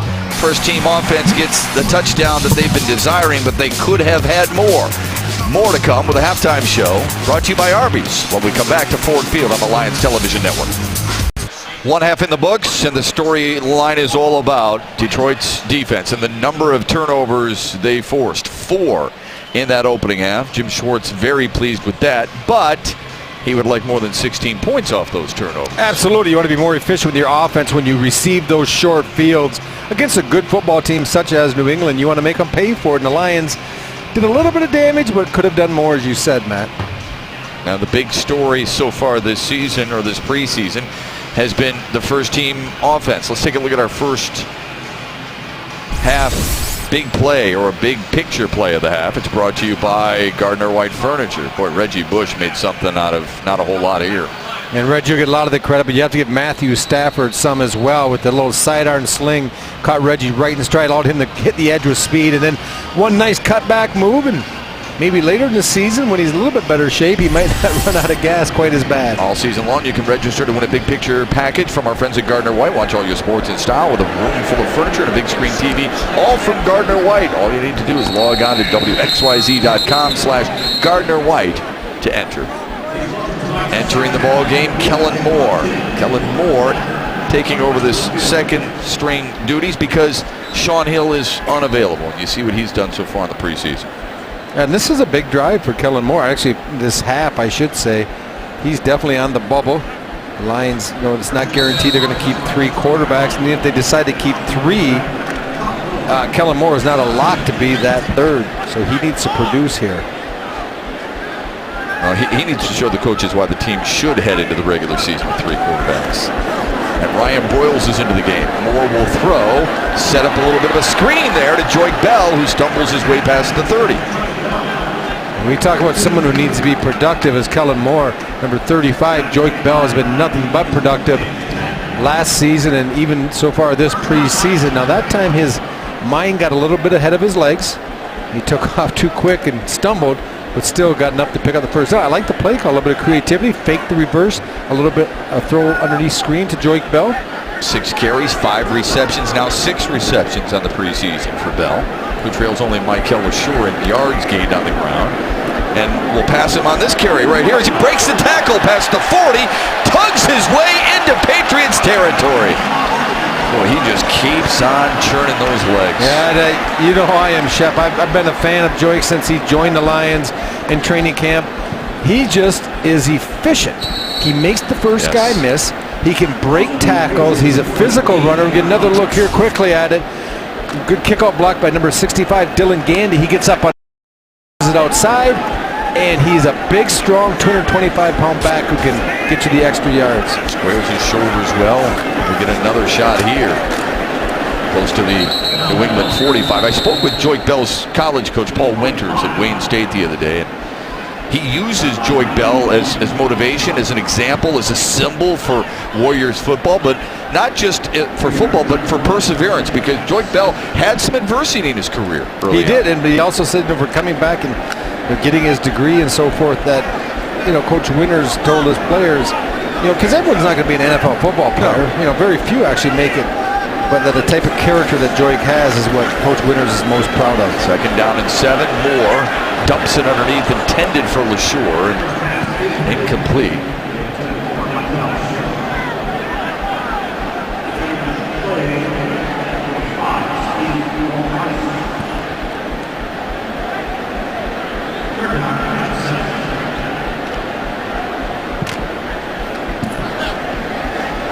Chris Durham in. He split wide to the right for Kellen Moore.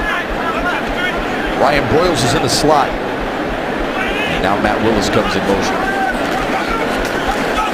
Moore has time, throws across the middle, and he squeezed it into a tight window for a first down. Ryan Broyles, we told you in the first half, a guy Matt Stafford calls his chain guy. Move the chain guy, and he'll move the chains on that. And I'm a little bit surprised. I think they wanted to get Pat Edwards a good look, so he got to play, but coming out of a cut, keep it flat, don't allow the DB to work underneath, and a well-thrown ball by Kellen Moore. We've always said this, we don't think his arm is one of the stronger arms we see, Matt, but we do feel he's accurate. At Boise State, he did display his accuracy game in and game out. Without question. And a good route by Broyles. Bell feels his way, weaves his way, balances up inside the 20. Don't tell him this preseason game's not important. First down, Detroit. And Joseph Fourier is going to do a good job, number 47, the big, long tight end out of UCLA. He's going to pull. You see him coming across. He's going to seal the linebacker, Jeff Tarpanen, and allow Joik to get outside. And then look at the balance, look at the strength. Keeps his knee from touching the ground the entire way, but I love how he keeps his eyes up the field. People like quarterbacks that when they scramble, I like running backs to keep their heads up as well. Picked up 13 on the play. Gets another shot, cuts it across the grain, inside the 15 on a flag on the play. The holding call against the Lions after a 1st and 10. They're going to be facing a 1st and 20. Holding, offense, number 65, 10-yard penalty, first down. First half was refereed by a veteran, Scott Green. Second half, it's the first time we've opened the mic for a backup referee, Scott Halverson. Well, that's a little bit thin on Dylan Gandy. We just took a look at it, number 65. I talked earlier about when you get movement and you got a guy and you're grabbing inside the armpits there. When he starts to separate, you let go. It looks like Dylan did let go, but he was called for holding. So it's 1st and 20. LeSure is to the left of Moore. And he gets the call on the draw. See number 60, Jake Scott in there. Adrian Waddle, number 66. Corey Hilliard up front as well. And we're calling some names now. This is not mop-up time, or when it doesn't matter, because Corey Hilliard's still in the battle to start at right tackle. Dylan Gandy's still in the battle to start at right guard. But they have Hilliard on the left side and Waddle on the right side, and you love his feet. Leroy Harris is the center, by the way. Moore wants to throw across the middle. Fourier, touchdown!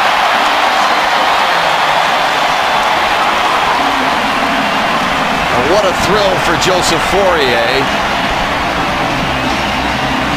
This is just getting down the seam and cover 2. Good play fake. When you can run the ball, it opens up a lot behind it.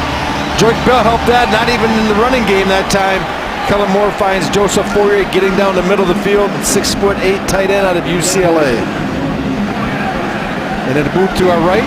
His uncle Christian Fourier, 13-year veteran of the NFL as a tight end. Pretty excited. Yeah, he was really excited and had a chance to visit with his nephew earlier today for the first time in a while.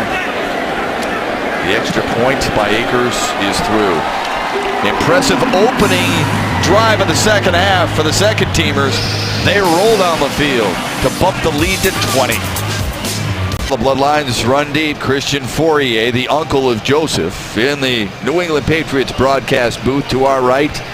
Very proud and very happy for his nephew, and for good reason. All smiles there.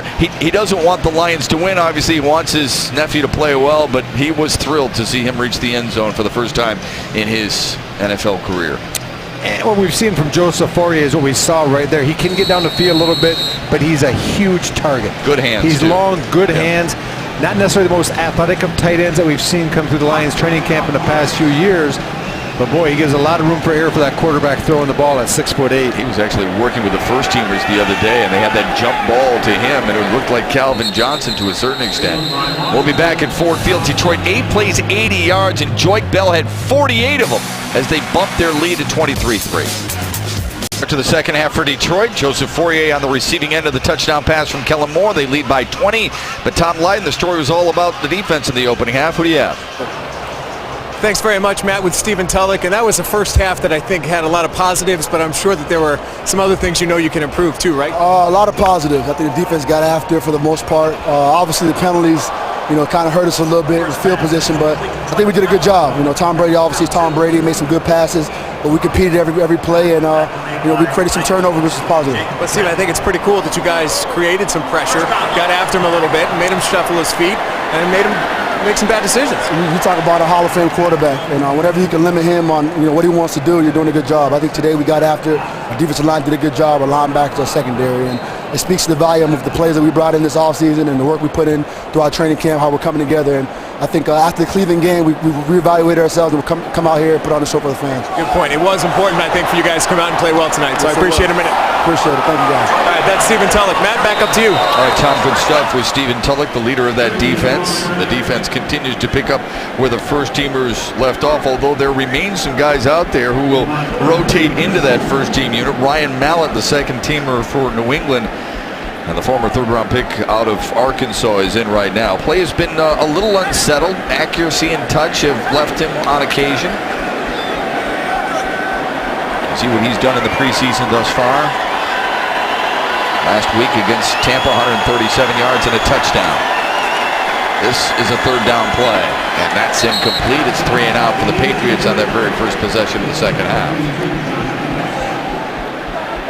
Well, the Lions can bring, because of the depth they create with that defensive line. You see C.J. Mosley, Israel Donajee, and Devin Taylor. Those are quality defensive linemen in this league that are running with the twos. And I don't think you see that type of depth with this Patriot offensive line, because the front of the Lions is really having their way right now. And we had a chance to talk with members of the New England broadcasting crew, and they said the same thing. They said, boy, your front four is just absolutely all over our offensive line. You don't have to watch a lot of football to recognize who won that battle. Miller inside the 30. And down at the 36, maybe 37-yard line or so. Lions already with one possession in the second half. It resulted in 6. What do they have in store? Stick around and find out. Patriots had 31 points in their preseason opener over Philadelphia. 25 last week against Tampa. Tonight, the Lions defense and really New England's offense has limited itself to just 3 points because of the turnovers. 4 turnovers in the opening half. 3 fumbles and a Chris Houston interception. But you know what? It's not always on yourself. Sometimes that other team is making plays. In Detroit, with the likes of Glover Quinn, for example, made the play, made the hit on Zach Sudfeld to force the fumble. And then Detroit was there to recover. Kellen Moore under center has a touchdown pass tonight to Joseph Fourier. This one on the ground to Michael LaSure. The offensive line, Matt, if you watch them, we'll get some replays here coming up shortly. They are doing a good job of creating some seams. I mean, Joique Bell ran the ball well, but you see LaSure, they're getting a little bit of push up front, and there's some gaps, and they're getting into him. See the linebacker step in, but that's not till a 4 or 5 yard gain, and that's what you like to see. Corey Hilliard doing a nice job at the left tackle position. Creating some space and a kickout block there to protect Moore, who throws and connects to Matt Willis. And Matt Willis spins his way for a first down. But Matt Willis gives Kellen Moore a target. You're going to see one-on-one, he gets to run up the field. Look how he turns the DB's hip, it's over.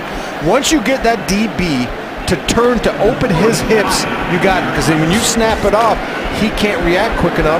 You create space. A nice job by Matt Willis. Justin Green burned there at the left cornerback spot for New England. 1st and 10 for Moore and the Lions with under 9 minutes to go in the third. Squeezing his way through a hole is LeSure as he stumbles inside the 40 to about the 36, 37-yard line. Good run by Michael LeSure. And Rodney Austin does a good job. You look at number 74, stay with him, pushing upfield. You see Jake Scott, number 60. They're getting movement, Matt, and they're staying up and staying on. That's what you want your offensive linemen to do. This is kind of at times like ballroom dancing. If you can just find your partner, stay up, don't lose them, allow the back to create the seam. Again on the ground, LeSure. Nice dancing move, speaking of ballroom dancing, to sneak inside the 35, but a late flag. LeSure looks a lot quicker than he was a year ago. Remember, he had 2 years ago his rookie season. Blown Achilles. Chop block. Offense, number 47. 15-yard penalty. Still first down. That's on Joseph Fourier. We're going to watch Joseph Fourier. He's going to be lined up on the left side. He comes back inside, and the defender is engaged. He's already being blocked. I think that maybe it was Adrian Waddle, number 66, was blocking him, and when they're engaged, you cannot cut a guy. Now, in the open field, it's a tight end. Believe me, I got 7 years out of cutting people. I didn't want to hit anyone square up. And when I was down the field, I cut everyone, but not inside that tackle box. 2nd down and 25. More to throw across the middle and behind Chris Durham, his intended receiver. Kellen Moore is being the beneficiary right now of some good protection by that offensive line. We talked about, you got Adrian Waddle at right tackle, Rodney Austin, number 74 at right guard. We're going to look at this. Look at the time. Step, step, step, throw. You know, Kellen's got to have that one by Chris Durham. Did a nice job of coming flat. You don't want to leak up the field on that route and let all that safety to undercut you. LeSure into New England territory. Maybe a gain of 5.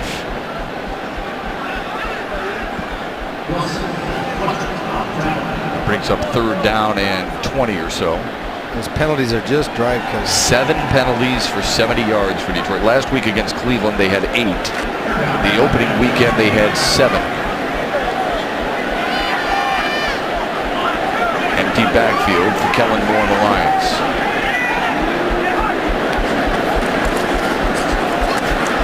Throws down the middle, caught by Broyles at the 30-yard line. He paid the price for sure. A big stick made by Tavon Wilson, but Broyles held on. And you're going to look and see what Kellen Moore is seeing. Watch him in the slot. Watch Broyles get separate. Now, it's a zone, but he settles down. Once he gets past the first level in the zone, he sees the safeties deep. He chokes his route down and allows a window for Kellen Moore to place the ball. A field goal attempt for David Akers. 47 yards away. No problem. 6:35 remaining in the third. Detroit continues to pad their lead. They're a plus 23 on this Thursday night. Well, the Southeast Michigan Ford dealers are back with us again this year, encouraging fans to sign up to be part of the Ford Fan Tunnel. You're in the tunnel at Ford Field before the game, high-fiving the players and coaches as they take the field. You can't get any closer than that. Just visit your Southeast Michigan Ford dealers to sign up. Think Ford first. David Akers with field goals of 23, 31, 49, and 47. And Detroit now leads by 23.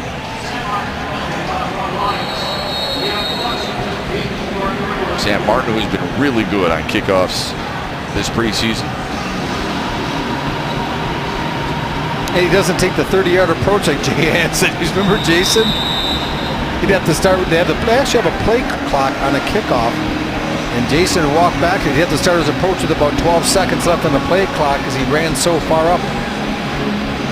Sam Martin more Jason much shorter, much direct. Jason very methodical. Yes. The way he went about his business. Definitely a creature of habit. Yes. It served him well, didn't it?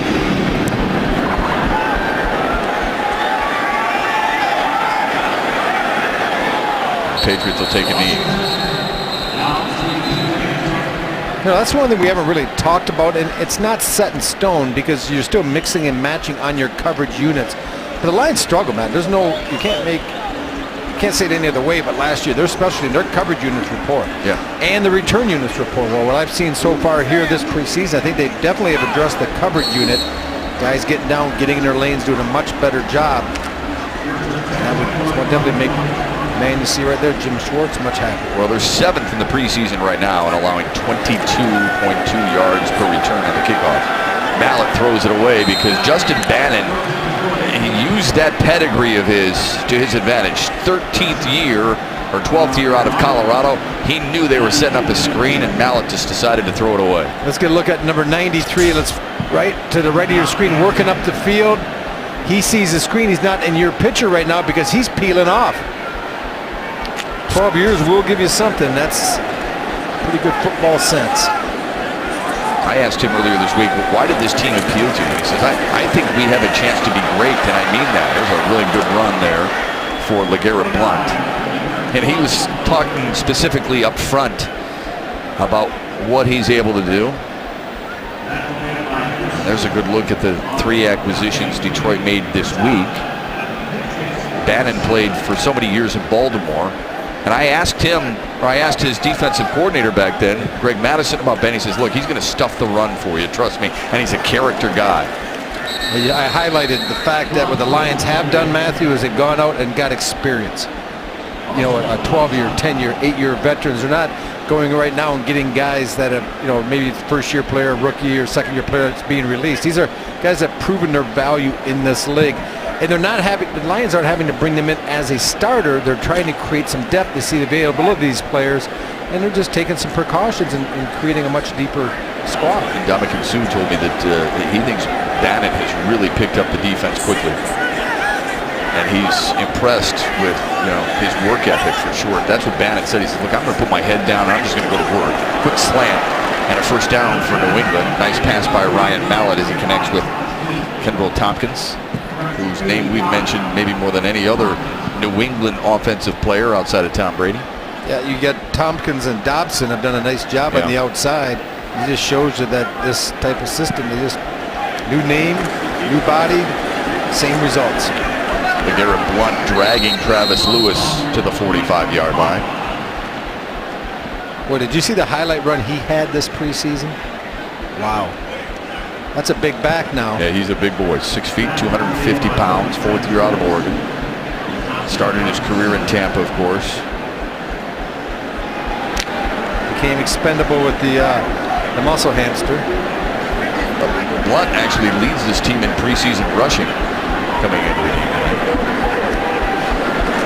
Mallett, quick throw, knocked down by Mathis. And another veteran play. He saw it, he read the eyes of the quarterback and made the play. You could be a good analyst someday, Matt. That's exactly what he did. He was coming in, and he sees right here where they're trying to run the little bit of pick. He just stops. He's on a corner blitz. Boy, he almost picked that off, and Ryan Mallett, he's a little bit lucky. 2 heads-up plays, as you pointed out, with Bannon and Mathis. Mallett just 1 for 5 for 15 yards. Now it's 3rd down and 7 for him. Has time, throws, and it is caught, and we've got a flag. That could be a push-off. They're going to get Jonte Green for holding. Number 36 for the Lions, Matt. I'm about 99% sure. I watched him from the beginning. Oh, you're right. Yep.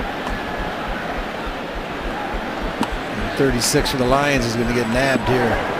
Holding. Defense, number 36. Really good call. That penalty declined. The result of the play is a first down. A little bit too physical by Jonte this time. You're going to see he just gets beat up the field. He grabs him. And that's the easy call and the correct call. Yep. Green, the former 6th-round pick out of New Mexico State, second year. I tell you that Tompkins, he's really good at the line of scrimmage, getting a release, and that's what happened to Jonte. He had to grab him because he got beat and then missed 2 yards. Yeah, he's been impressive. Blunt. Still alive, and down he goes. Bannon. Or check that. That's Jimmy Sadler McQueen. You can look from coming from the end zone here. Number 63, Sadler McQueen, is able to fend off the block, get some penetration. Devin Taylor getting up the field. Also, you see John Morgan, who Coach Schwartz said some good things about in our production meeting this week, that we were talking about some of the undrafted free agents out of college who's played well, and he pointed out that John Morgan, number 49, has made a positive impression. Mallett to throw, far sideline, and making a nice catch, but out of bounds is Tompkins yet again. And Ron Bartel's going to be ISO'd here, one-on-one with Tompkins, but he's got to do, no, see, he didn't get his hands, but he did get ground. He just never locates the football. Showing pretty good catch-up speed. This Tompkins is a handful at line of scrimmage. None of the Lions' corners can jam him. And what an advantage that is. That's tremendous quickness. So do you play off him there? Well, Bartel tried it different. The other guys have been whipping on him, trying to jam him. So they were getting holding calls. He just played off and kind of opened up. Terrible third down conversion rate for the Patriots. Mallett wants to run for it. He'll slide, and he'll slide in safely at the 25-yard line. Showing that sprinter speed. Former Michigan and Arkansas Razorback quarterback. Gets a little bit of man coverage. Receivers are running off the coverage unit and downfield. And you know, Matt, when you get that man-to-man coverage, the DBs, the linebackers, whoever locked up, they're turning their backs because they're running down the field with their guy. And the quarterback can see that. There's a lot of space for him to tuck it and run. 2:40 left to go in the third.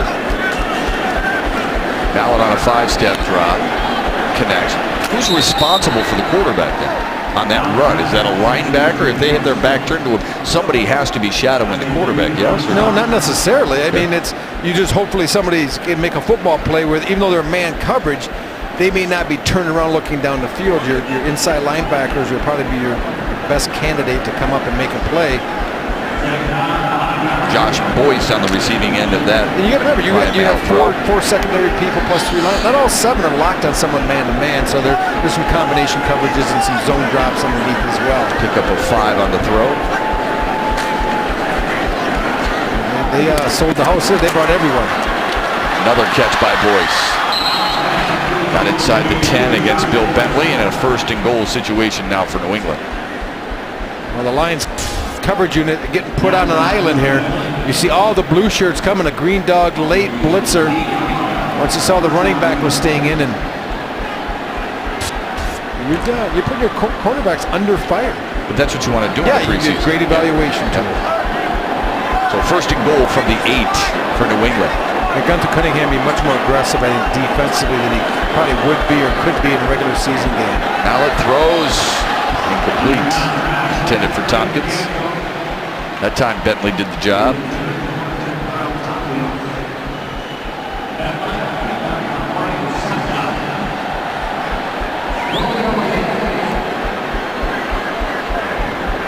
Tom Brady looking in after a frustrating night here at Ford Field.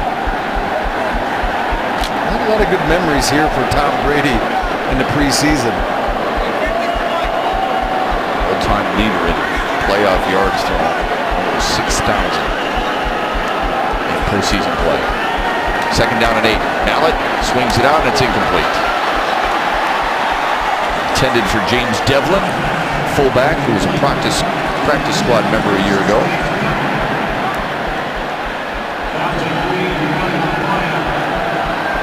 So it's 3rd down and goal now for New England. Don't kid yourself. This Lions defense, I don't care if you're a 1st team or 2nd team or a 3rd teamer or whatever, you want to keep them out of the end zone. You want to be able to tell the 1st teamers we did the same thing as you. Mallett 4 for 11 on the day. Inside give. Leon Washington not going to get there. Dragged down at the 4-yard line. Chris Hope pulled him down. prevented the touchdown. I look for him to go for it. You know, this is Coach Belichick's MO. This is situational football. Preseason's all about evaluation and situations, and this gives him an opportunity in a game where maybe he's got 4th and 4 to win the game. In the game where you're down 4 or 5 points.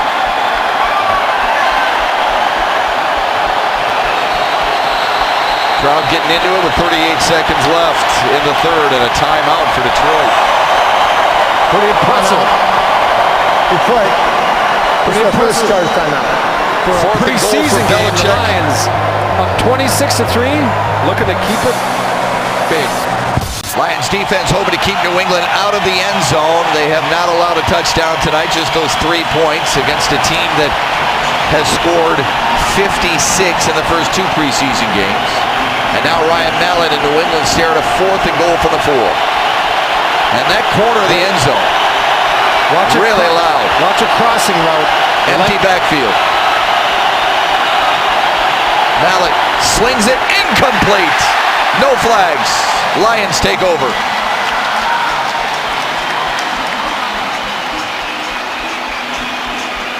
He's trying to get in. You got to watch the crossing routes. They did 2 sets of crossing routes. They love the little natural pick plays. Bill Belichick looking for a penalty. They run 1 receiver out, 1 receiver in. You can see them. The look we had. But what they do, Matt, is they just keep crossing. They try to get you man coverage and let the defenders pick each other. Kellen Moore back under center, and they give to Joyke Bell. There's a little breathing room as he rolls past the 10 to the 11 or 12-yard line. Interesting thing about Joyke Bell is he led the NFL in preseason 2 different years in rushing. Right. Yep. Now, what does that get you? Not a lot. No. Bragging rights. Harlan Hill winner in 2009.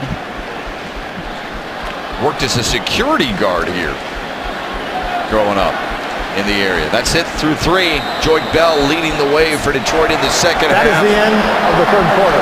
The Lions lead it 26-3 as we head down the stretch in what people call the dress rehearsal for the regular season. Preseason game number 3 has been all Lions from Ford Field on the Lions television network. Ready to start the 4th quarter. Joyke Bell and the Lions leading it 26-3. Detroit's defense very impressive. Let's welcome in Tom Lyden. Tom? Matt, he has been a welcome addition to the Lions locker room. I know you're thrilled to be back home, and I know you got a lot of support here as we do this interview. Jason Jones joins us, and a good showing by this team, particularly after what we saw against Cleveland last week. Man, great song. You know, we wanted to come out. The Patriots offense is a very complex and a good offense, and we just wanted to come out. Just make a stand at home. Come out there, be aggressive, and I think that's what we did in the first half. What's it been like for you to be back home? I know so many people are excited to see you play for this team. Yeah, man, it's been great. Family, friends, texting me, glad to wish me luck, this year, and it's just a good for all my family to come back here and watch me play. You want to see what they're saying about you right there? That's pretty good. Not bad, right? That's the man. He's on fire. 2 sacks and a from recovery. I told the man to follow me. Would have got that TD. Hey, man, give me a shout out on Twitter, man. Give me a shout out on Twitter. All right, you can tell they're having a good time. A little bit different when these guys are winning. That's Jason Jones and his whole crew. Let's send it back to you. Tom, I thought you would have jumped in on Twitter, that Twitter conversation with Willie Young and Jason Jones. And Tom's earlier conversation during our pregame and on DetroitLions.com with Ndamukong Suh, you see the looseness in which now he is on that sideline and becoming much more amenable to the media and to his teammates, and it's a big difference. Jason Jones is one of those guys, Rob Rubik, you and I saw play in high school at Southfield Lathrop. We saw him play at college at Eastern Michigan, and he's a guy that is one of those swing guys. He can play inside or outside. That's valuable. They have a number of guys like that includes Israel Adonijah as well. Yeah, and what Jason Jones is a guy that kept bettering himself at each level. When he went to Eastern Michigan, he wasn't offered at State or a tight end, yeah. But he went, there was a tight end, they moved the D end, went down the D tackle, and he just kept getting better and better. He just had such a huge upside, and he's pretty much fulfilled it. Joyke Bell The flag on the play, past the 15 to the 16, maybe 17-yard line. Let's see if it stands. Well, Offense, number 73. 10-yard penalty. Excuse me. Half the distance to the goal, still first down. Derek Hardman, the guilty party there. Hardman's going to be right here, the left guard, blocking on number 67, Corey Grissom. And, some of the holding calls have been no question, as we saw with John Tay Green. But the other ones, to me, have not been outlandish that you think, oh my gosh, you have to throw the flag. It's the old saying you can call holding on every play, right? Moore from his end zone. Buying time, setting up a nice screen. Bell's got some room. Past the 20, high steps his way 25. And all the way to the 45-yard line. Beautifully executed play on the part of the Lions offense. And how about Joyce Bell quickly becoming a fan favorite? Wayne State. Look at the Wayne State Warrior. This is a screen, and Kellen Moore does a good job just actually finding Joyce Bell. Joyce makes his move. We used to call it shallow cuts. He makes them as he's going north and south. He doesn't stop and stutter step. His body's heading down the field. He just makes little shallow cuts that makes people miss. Give him 38 yards for Detroit. 13:35 remaining in the fourth, and the Lions lead by 23. Corey Grissom getting some help. The backup defensive tackle for the New England Patriots, the rookie out of South Florida. Gingerly walking his way to the New England locker room. New England has 8 players, by the way, from Rutgers. The second most of any school on one team. The Buccaneers have 9 players from that same school, but of course there is a link there with head coach Greg Schiano.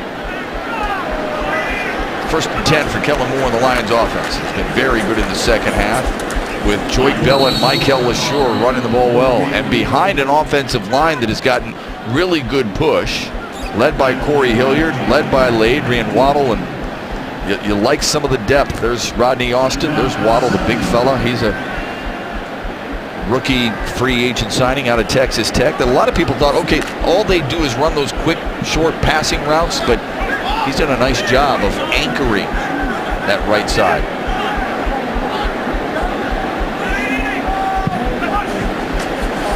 Bell on I should say Kellen Moore on a quick drop. That's an incomplete pass. Intended for Michael Spurlock. Or Terrence Austin.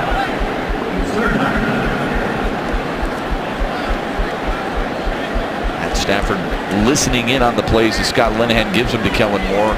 Because you're always thinking, you're always going through your mind what you would be doing. Yeah, and you're trying to help your butt. He's watching Kellen Moore when he comes off after this series and gives him some advice. He will. 3rd and 7 for Moore. Throws on an out pattern, caught for a first down. Michael Spurlock on the receiving end. Kellen Moore should put a little bit of zip on that one now. We always a little bit critical of him being not having the strongest of arms, but he's able to have clear vision, step into the throw. And Spurlock tucks it in, gets his feet in, and moves the chains. Needed 7, got twice that amount. Detroit keeps the drive alive inside the New England 40.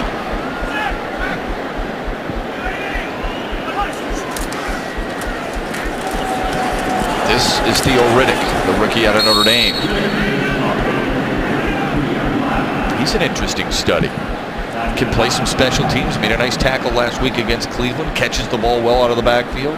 Has a good burst, but with Joyce Bell and Michael LaSure backing up Reggie Bush, how much time will he get? How often will he dress on Sundays? I think he's a guy that you can give a clear waivers that you'd like to put on your practice squad. Let him develop for another year. And I'm not sure if you have to put him on waivers and put him on your practice squad. Someone might grab him who's not as deep at the running back position. Picked up 5 on the last carry. He got a yard or 2 on that carry as well.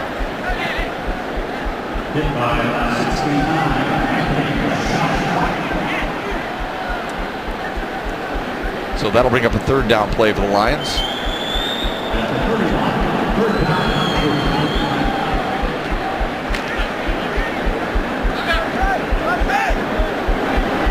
Spurlock and Austin are to the right. Make it Schillings and Austin.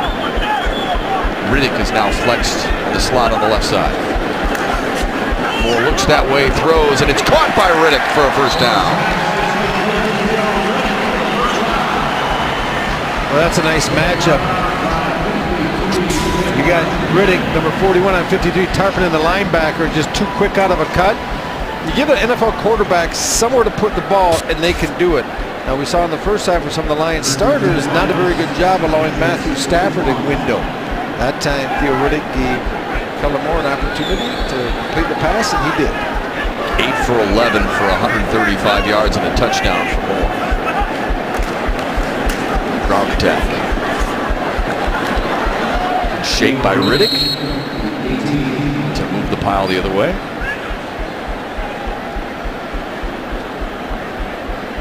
A lot of Lions coaches feel like he can play at this level. He's got that burst. Detroit in pretty good shape in the running back spot.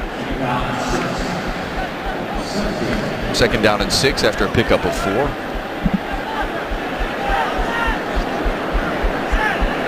Two big receivers out there for Moore. Shillings on the left, Durham on the right. Instead, they go to the ground game again. Riddick pulled over at the 15-yard line. Let's welcome in Tom Lydon. Tom? Little injury update for you, Matt. Unfortunately, Michael Williams, the rookie tight end out of Alabama, has been taken back up into the Lions locker room at the beginning of this drive, which was quite a long time ago. He was going to get in here and get some run, but unfortunately jammed his hand, and they have taken him back for further observation. He is questionable to return. All right, Tom, thanks. Big guy. 3 rings at Alabama. National championship rings. Had some basketball offers from some D2 schools as well. When you're that big, 6'5", 278. Moore on 3rd down. For the corner. Touchdown, Michael Spurlock.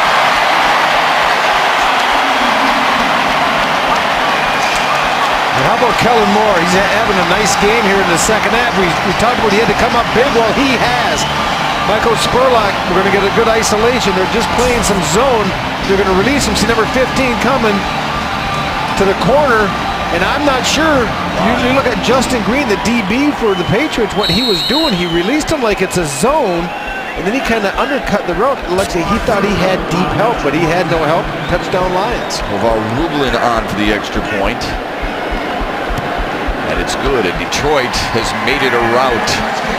They're now up by 30. Kellen Moore with his 2nd touchdown pass of the night, and Detroit has opened up a can at Ford Field.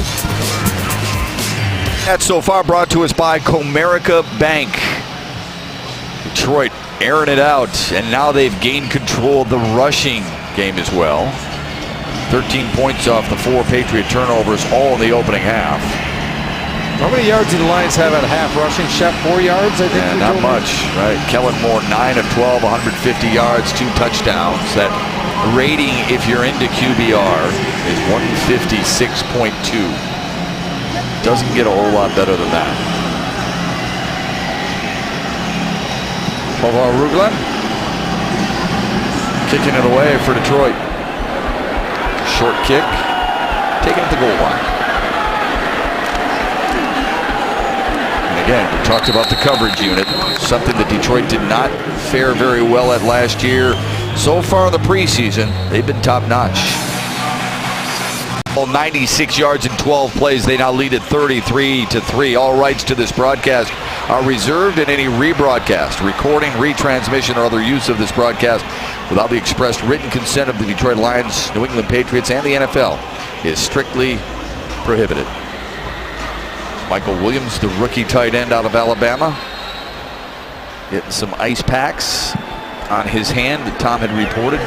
Injured that, done for the night. Ryan Mallett remains in as the quarterback for New England. Good play action, deep throw downfield, nearly intercepted.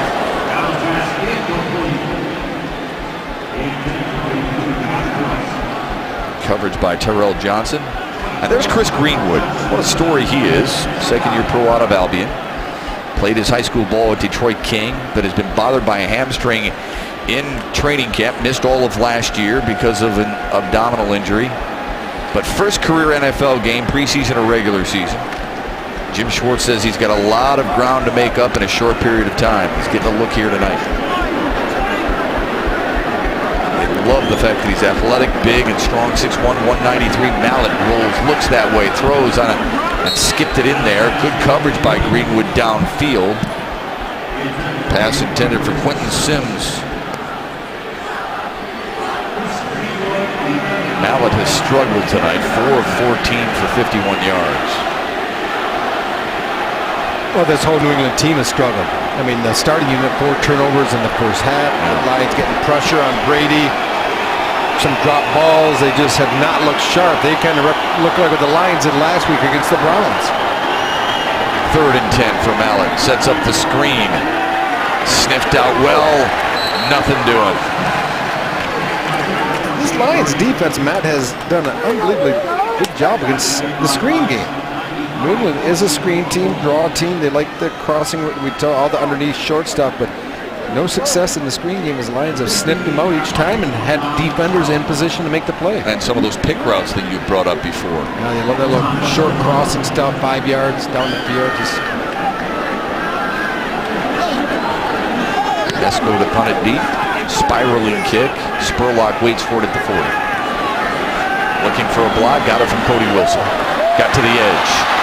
Tiptoes his way into New England territory. And Detroit has a short field to work with when we come back. They're already up 30 on the Lions television network. Well, a lot of people will look at this score and try to figure it out. I don't know if you can. Thaddeus Lewis is in for Detroit.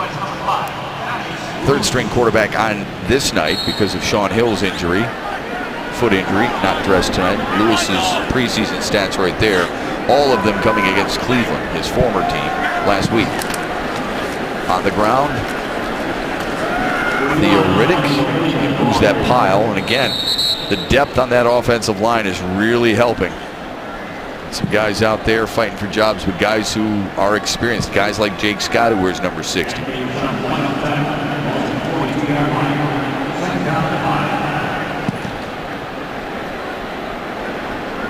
Lions are going to have to cut people, Matt. They're going to find homes in this league. No doubt. And that's pretty rare. That shows that you're getting a better product and creating some depth. I'll tell you this, I don't think they're going to cut 66. He's at the right tackle spot. He's been very good in the preseason and very good in practice. He reached the next level there. Was unable to tie up the linebacker, but still Riddick got 3 on the play.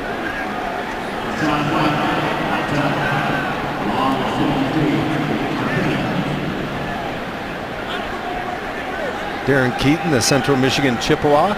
2 chips on the field for the Lions right now. You have Cody Wilson. He's getting a lot of minutes here. Number 1, what a career he had as well at Central. Both teammates of Eric Fisher, the number 1 overall pick for the Kansas City Chiefs. Lewis wants to throw to Fourier. Has some room to run. Inside the 30 to the 29-yard line. Well, Joseph Fourier did a really nice job. He comes in motion like he's going to kick out the defensive end, and then he slips him right here, and then gets a little bit of a short boot pass. Once again, we get another look. Watch him come in motion, Shep, and how he's going to make the defender look like he's going to block him, like he's going to kick you out, and he just slips by you. Nice job. Well executed. Really good hands. Sean Chappis in the offset eye. He's the fullback. Riddick spinning his way inside the 25. Tackle made by Jake Beckett. Beckett wears 92 in white, 2nd-year pro out of Arkansas. His dad, uncle, and grandfather played for the Razorbacks.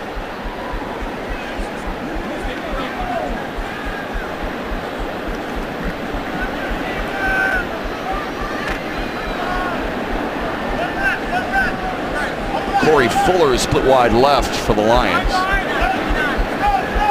Draft pick out of Vatech. Cody Wilson is in the slot on a 2nd down and 6. Lewis throwing. Fourier, another grab, another 1st down. Now they're featuring him, Rubes, aren't they? Oh, they are, but you can really understand why you have starters, you have backups, you have 3rd-teamers in the NFL. Because these guys get sucked in on the play fake, and this allows Fourier to get wide open in the flat, and it's an easy pitch and catch for Thaddeus Lewis. But yeah, Forey doing a lot of good things. He had the one chop block penalty, which was a drive killer for him, but he's catching the ball. He has good hands. That's definitely the young man's strength. Has a touchdown tonight and back-to-back 11-yard receptions.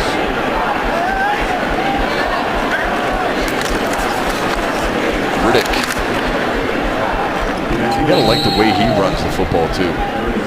It's down to the 10-yard line. He can run between the tackles and shows at times he has that little bit of pop to get outside, a little burst. I like him in the passing game. We saw him run the out route from the slot position, and he was able to get separation on the linebacker, and he's winning the little battles. 5'8", 200. 6th-round choice out of Notre Dame. Yeah, this gets time of year, and coaches wish you could keep 60 or 65 because the last 4 to 5 roster spots are really tough. Lewis on a quarterback draw, has a lane, and just shy of the goal line. Well, that's design play. This is not an ad-lib. You can watch the offensive linemen. When they set, they're going to run the defenders up the field, push them. A good job by Jake Scott because the man over Scott did a little inside stunt. He was able to corral him and push him down in. First and goal from the 2. Riddick, touchdown!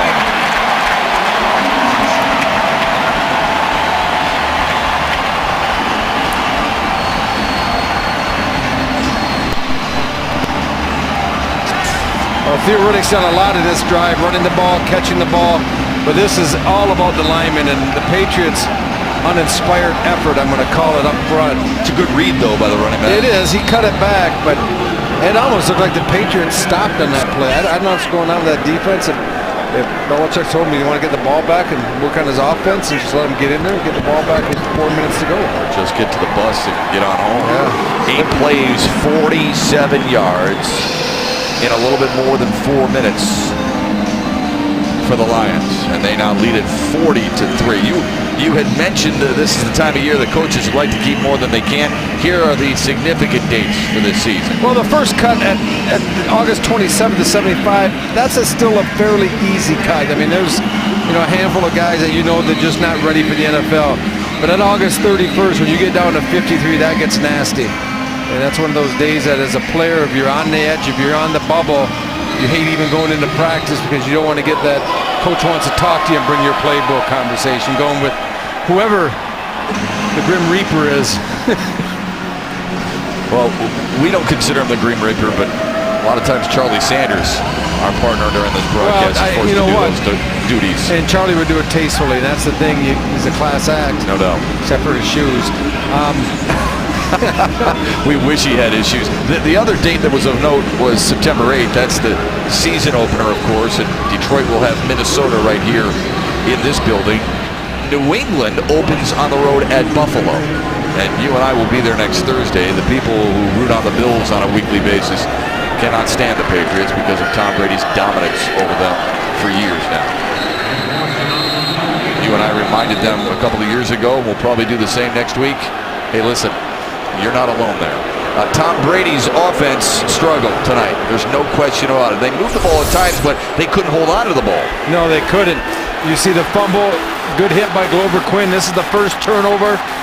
Louis Delmas picks it up, and then once again a nice hit coming up by DeAndre Levy, forcing the fumble, and Jason Jones picks it up. And then Chris Houston sitting on the little Brady slant route. He gets interception, and then one more fumble by Vereen and Lions. 4 turnovers they caused in the first half. That's a good week's work. Yeah, we had a really good look at that slant route, and I want to ask your opinion on that. But that completion there by Ryan Mallett, very few and far between for him. But let's look at what Detroit's defense is, how they've improved a little bit against this Patriots. Great success for New York's quarterbacks combined. Cleveland last week only misfired on 6 passes. Look at what New England signal callers Brady and Mallett have struggled with here tonight. And that's because of this right here, what I'm writing. That's pressure. Your defensive front was in Tom Brady's face, made him uncomfortable in the pocket. I don't care how good of a quarterback you are. If you're not comfortable back there, it's a difficult task trying to complete passes. You got to make a move. I'm sorry, partner. I stomped on you. You got to make the quarterback move, whether you make them step up. We saw Tom Brady a lot of times adjust the pocket, stepping up, stepping sideways. Sometimes he's able to have success doing that. Other times, no. So That's why those guys up front make all the money. Holding. Defense, number 36. 5-yard penalty, automatic, first down. It's on Jonte Green, his second holding penalty of the night. Future safety? Could be. If you're holding all there in the corner all the time, start lifting and eating a little bit more and play safety. He just got his hand on when that shirt gets stretched to the jersey we saw. They're going to call you. You just can't grasp. You got to get the hand, use your palm, drive them, but you can't be gripping. Mallet with a deep drop. And it's complete to the 35-yard line. Zach Sudfeld, who had a big week last week at the expense of Tampa, where he had 2 catches, 32 yards, and a touchdown. Nickname is Sunshine, the rookie out of Nevada, trying to make this club. Would that be from the movie Remember the Titans? I don't know what it's from. I just know that's his nickname, the undrafted free agent rookie. Detroit now, by the way, with 10 penalties on the night. Under 3 minutes to go. Good job by Devin Taylor to squeeze that right defensive end position down and in on the tackle. I think Taylor's looked pretty good this preseason. Hey, how about Rocky McIntosh? I think number 52. You want to see a linebacker fill. When he read that along with Andre Fluellen and Devin Taylor, that hole collapsed quickly. McIntosh, one of those guys you talked about earlier during our pregame show, and how he adds some depth to this team and keeps guys on their toes. They got to keep competing.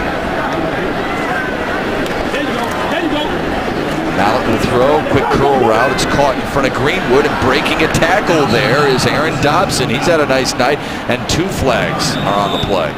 They get Rocky on the late hit. We're just giving him some love, and 52 might be a little late coming to the party.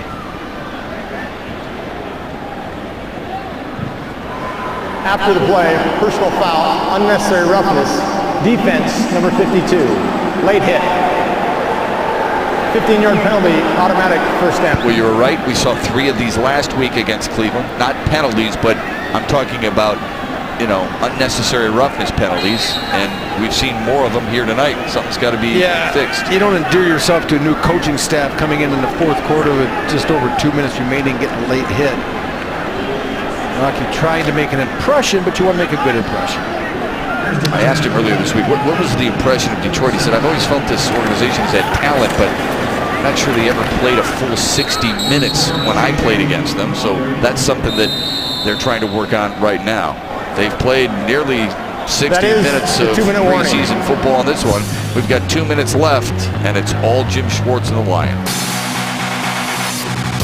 Well, we hope you've enjoyed our broadcast tonight. Be sure to join us again next week as the Lions travel to Buffalo to finish out the NFL preseason with the Bills. Lions tailgate will kick off with our coverage at 6:30 with Tom, Charlie, and Herman, followed by the game at 7 o'clock. Your home for Lions football is right here on Channel 7, WXYZ Detroit. Lions comfortably in control here.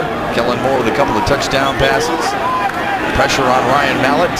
Throws, and it's caught at the 21-yard line. Lions have forced 4 turnovers on the night. Quentin Sims hauls in that Ryan Mallet toss. This will be the first preseason loss for the Patriots, who will close out against the Giants, by the way. 6-11. Under a minute and a half to go. I don't think that was designed. That's funny. You see you never see they run that like the fake dive and the quick flip play to the edge. That was like a poor man's flip play. To LeGarrette Blount. Yeah, somebody went the wrong way, and you can look at Ryan Mallet. Pause on the beginning now. Let it go. Watch him. I know what he's. I'm gonna get. Oh, you're gonna go. Okay, I'll just give it to you. I think he was looking for the dive to the left side, and Blount decided to run the toss sweep. Good ad-lib by Mallet. Now good tackle made by Jonte Green. He came up and hit LeGarrette Blount low, knocked him down.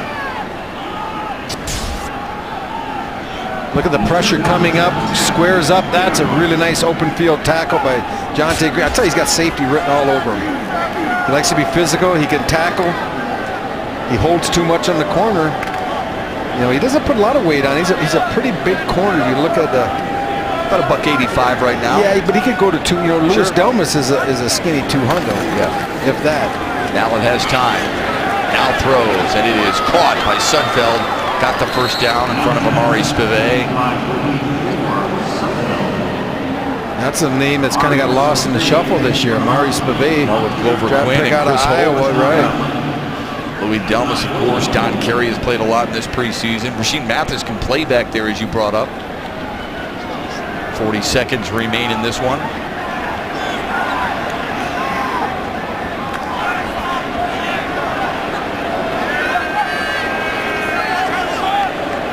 Shane Vereen, the lone setback behind Mallett.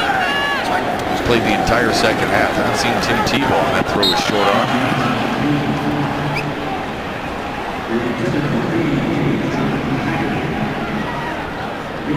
Makes it second down and 9 for the Patriots.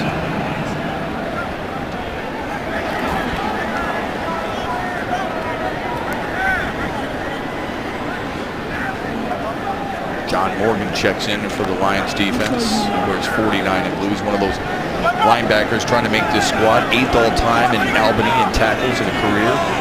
Jim Schwartz has shown some good things. Mallett looks left, throws, it's caught, and this will be a touchdown for New England. James Devlin, the fullback, scores 6 for New England for the first time tonight. Well, they just leaked Devlin out of the backfield. The Lions missed the coverage. Mallett looking to the middle, and then he sees Devlin leaking out. There's no one with him. You know you're a fullback when you got that neck roll underneath your jersey. You don't break it out. And that's a dying position in the NFL as fullback. Sure is. You just, it's, you know, for a while we thought the tight end position was going to go extinct, but everyone started running the spread with the 3 or 4 wide. Well, that man right there is one of the main reasons that tight ends thrive again in the NFL, because he showed that when you can go double type and flank people, you can win. And the 2-point conversion is no good. They tried to pick on Chris Greenwood, but he was up to the challenge. Pass intended for Quentin Sims.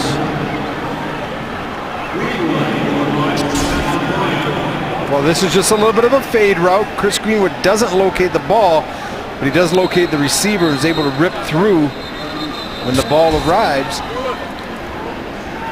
Chris Greenwood, another one that's, man, when you have limited time to make an impression in training camp because of injury, last year out for the entire camp and this year coming back, and now getting so few reps in game situations. It's tough to make a team because even if you are fairly productive, there's just not enough of a sample group for your resume to say, oh, we need to keep him. Well, how much could he make that up next week? I mean, well, he's going to play a lot. Yeah, they'll play a lot more next week because the starters will play very little. So what we're seeing here, you're going to see a lot more of. He'll have an opportunity. The problem is, are you comparing apples and apples? Right. You know, if Chris Greenwood's out there, is he going against a guy that maybe won't be on Buffalo's roster, or is he going against a guy who's been in the league? So that's one thing coaches have to consider when they're evaluating. New England used 11 plays to travel 80 yards in a little bit more than 3.5 minutes to get their first touchdown of the night. But it's been all Lions here tonight, 40-9.